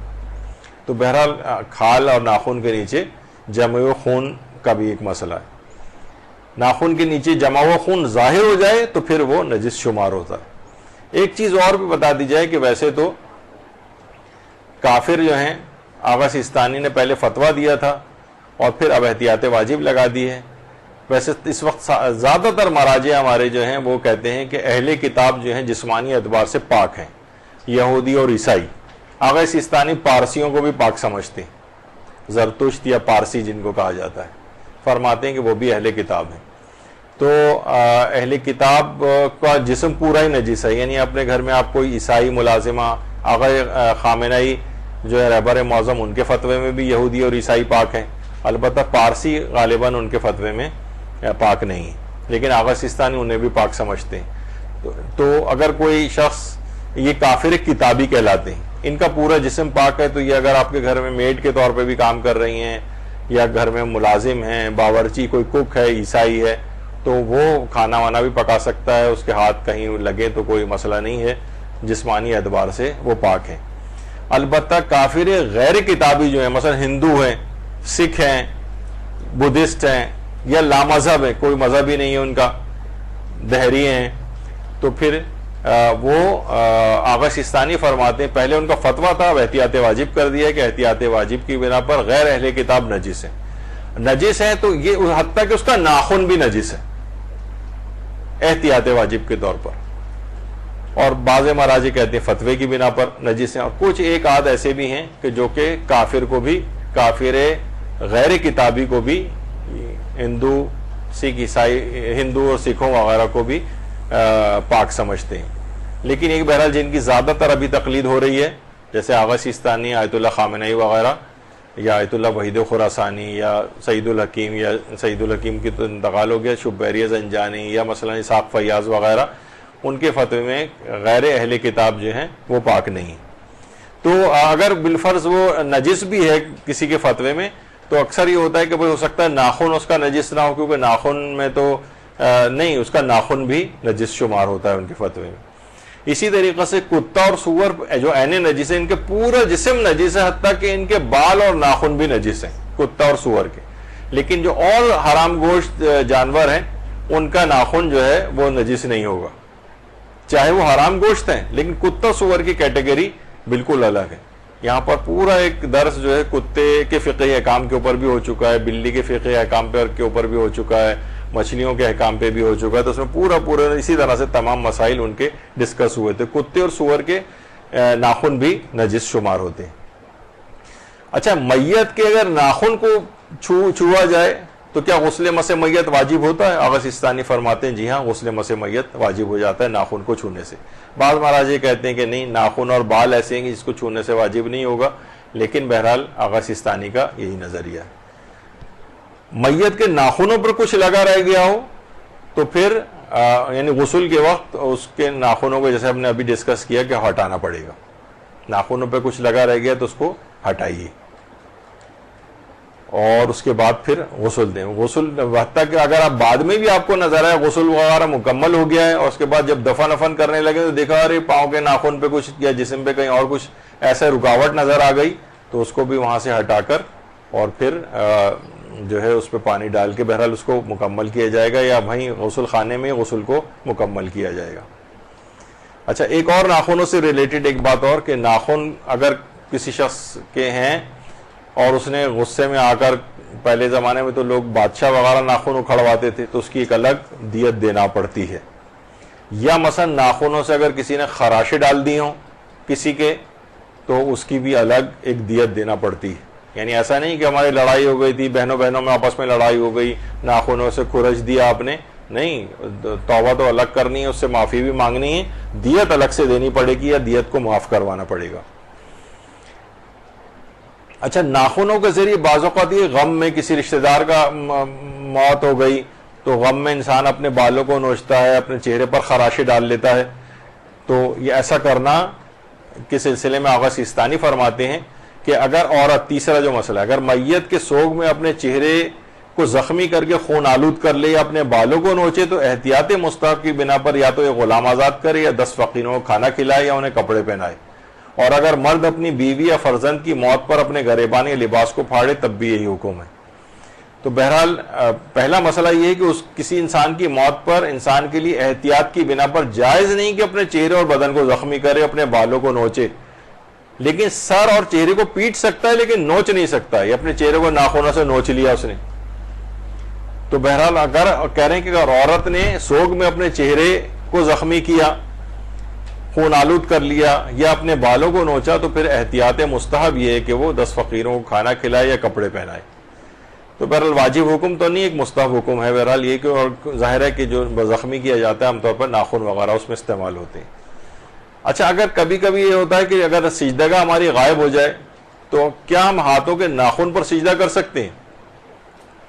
تو آغا سیستانی سے سوال پوچھا گیا, بعض اوقات نماز کے دوران میرا بچہ سجدگاہ اٹھا کر لے جاتا ہے تو ایسی صورت میں میرا کیا وظیفہ ہے, جبکہ آس پاس کوئی ایسا شخص نہیں ہوتا جو سجدگاہ واپس رکھ سکے. تو انہوں نے جواب دیا, کوشش کرنی چاہیے کہ نماز کی حالت کو برقرار رکھتے ہوئے ایسی چیز تک رسائی ہو سکے جس پر سجدہ کرنا صحیح ہے, اگرچہ اس کے لیے قبلے کی رعایت کرتے ہوئے تھوڑا سا چلنا ہی کیوں نہ پڑے. مثلا سامنے کہیں رکھی ہوئی ہے میز پہ سجدگاہ, بچہ اٹھا کے لے کے ہم تھوڑا سا 2 قدم آگے چل کے 3 قدم آگے چل کے سجدگاہ اٹھا لیں وہاں سے. نماز کے منافی نہ قبلے سے نہ ہٹیں, بات چیت نہ کریں, اور اگر یہ ممکن نہ ہو تو جائے نماز پر ہی سجدہ کر لیں. وہ کہہ رہے ہیں اس کی بھی اجازت ہے, کسی بھی پاک چیز پر سجدہ کر لیں, چاہے وہ, یہ اس میں تو نہیں لکھا, لیکن کسی بھی پاک چیز, خواہ وہ اپنے ہاتھ پر ہی کیوں نہ صحیح, یعنی اپنے ناخن پر. اختیاری حالت میں جائز نہیں ہے, جب بالکل کوئی چیز نہ ملے. اگرچہ فرماتے ہیں احتیاط مستحب کی صورت میں کپڑے پر سجدہ کرنا دوسری چیزوں پر مقدم ہے. تو آغا سیستانی فرماتے ہیں پہلے تو چیز کو ہی تلاش کریں قبلے سے ہٹے بغیر, چاہے تھوڑا سا آگے یا پیچھے یا دائیں بائیں ہونا پڑے, لیکن قبلہ کو بات چیت وغیرہ نہ کریں. یا یہ نہ ہو کہ بہت ہی دور ہے, کہیں دوسرے تیسرے کمرے میں کہیں ہے تو وہاں آپ ڈھونڈنے جا رہے ہیں نماز کے دوران چلتے ہوئے, یہ نہیں, تھوڑا سا آگے پیچھے ہونا جائز ہے لیکن بہت زیادہ نہیں, کسی سے بات چیت بھی نہیں, اور قبلے کے منافی نہ ہو. تو یا تو جائے نماز پر ہی سجدہ کر لیں یا پھر کسی بھی پاک چیز پر, خواہ وہ ایک اور جگہ کے اوپر ہے, خواہ اپنے ہاتھ پر ہی کیوں نہ صحیح یا اپنے مثلا ناخن پر, لیکن اختیاری حالت میں ناخن کے اوپر سجدہ جائز نہیں. پھر ایک مسئلہ, ایک اور چیز آتی ہے کہ قربانی سے پہلے ایک مسئلہ بہت مشہور ہے, بال اور ناخن نہ کاٹنے کا. بقرعید آ بھی رہی ہے, ایک چیز بہت مشہور ہوتی ہے اس سے پہلے کہ قربانی کرنے والا کیا اپنے بال اور ناخن کاٹ سکتا ہے, بلکہ اس سے پہلے کا اعلانات آتا ہے, بھی آپ فیس بک اور اس کے اوپر دیکھیں گے قربانی کرنے والے حضرات متوجہ ہوں, عید کا چاند نظر آنے سے پہلے یعنی بقرعید کا ناخن اور قربانی تراش لیں. پیغمبر نے فرمایا جس شخص کے پاس بھی قربانی کا جانور ہو جسے ذبح کرنے کا ارادہ رکھتا ہو تو جب ذوالحجہ کا چاند نظر آئے تو وہ اپنے بال اور ناخن نہ کاٹے یہاں تک کہ قربانی کر لے. تو دیکھیے یہ ایسا کوئی مسئلہ ہمارے ہاں نہیں ہے, برادران اہل سنت کے ہاں یہ واجب طور پر تو نہیں, البتہ ایک تاکیدی ایک مستحب حکم کے طور پر ایک چیز ان کے ہاں ہے, لیکن فقہ جعفری کے اندر ایسی کوئی چیز نہیں ہے. البتہ ہمارے ہاں یہ ضرور ہے کہ جو شخص بھی حج کرنے کا ارادہ رکھتا ہے تو ذی قعدہ ہی سے اپنے داڑھی اور اپنے سر کے بالوں کو بڑھائے, داڑھی اور سر کے بالوں کو, ناخن بڑھانے کا اس میں بھی حکم نہیں. حج کا جو ارادہ رکھتا ہے اور جو عمرہ مفردہ کا ارادہ رکھتا ہے ویسی عمرے کے اوپر جا رہا ہے, اس کے لیے مستحب یہ ہے کہ وہ 1 مہینہ پہلے سے اپنے سر اور داڑھی کے بالوں کو بڑھائے. آغا سیستانی نے مناسک حج کے اندر یہ بات لکھی ہے کہ پرانے کچھ علماء تو یہ واجب خیال کرتے تھے, اس کو واجب کہتے تھے, لیکن بہرحال یہ واجب تو نہیں ہے, لیکن اس وقت بڑا ایک تاکیدی مستحب حکم ہے مردوں کے لیے کہ اگر وہ حج پہ جا رہے ہیں تو ذی قعدہ کے مہینے سے اپنے بالوں کو بڑھائیں, اس کے بعد 10 ذی الحج کو جب قربانی وغیرہ ہو جائے گی تو پھر وہ اپنے بالوں کو جب منڈوائیں گے, یعنی 1 مہینہ 10 دن اس طرح سے ان کو اپنے بالوں کو بڑھانا ہے. اور اگر عمرہ مفردہ انجام دے رہے ہیں تو 1 مہینے کا اس کے لیے وقت ہوتا ہے. تو پھر وہاں جا کر ان بالوں کی قربانی وہاں پر دی جائے گی. مردوں کے اعتبار سے یہ حکم ہے، لیکن ناخنوں کا حکم اس کے اندر بھی نہیں ہے، ناخنوں کا حکم اس کے اندر بھی نہیں ہے۔ اہل سنت کیا ہے کہ جب تک ذی الحجہ کا چاند نظر نہ آئے اور قربانی کا جانور اس کے پاس ہو، اس سے پہلے وہ اپنے بال اور ناخن کو نہ تراشے۔ اس کی بہت سی حکمتیں ان کے علماء نے ذکر کی ہیں کتابوں کے اندر، لیکن بہرحال ہمارے ہاں ایسا کوئی فقہی حکم موجود نہیں ہے، حکم وہی جو آپ کے سامنے پیش ہوا۔ تو یہاں پر آپ نے دیکھا کہ اگرچہ 5-7 منٹ ابھی بھی باقی رہ گئے ہیں، لیکن بہرحال یہ کہ بالوں ناخنوں کے جو فقہی احکام ہیں وہ کافی حد تک ہم نے جتنا اس 2 گھنٹے کی نشست میں آنا ممکن تھے وہ آپ کے سامنے مکمل کیے ہیں۔ ایک نئے زاویے سے، ایک لحاظ سے آپ کو ایک ٹریننگ کے بھی اعتبار سے ہے کہ آپ نے دیکھا کہ ناخنوں کے کتنے ڈائمنشن، کتنے فقہی مسئلے، کیا کچھ اس کے اندر جو ہے نا، کتنے پہلو اس کے اندر ہیں۔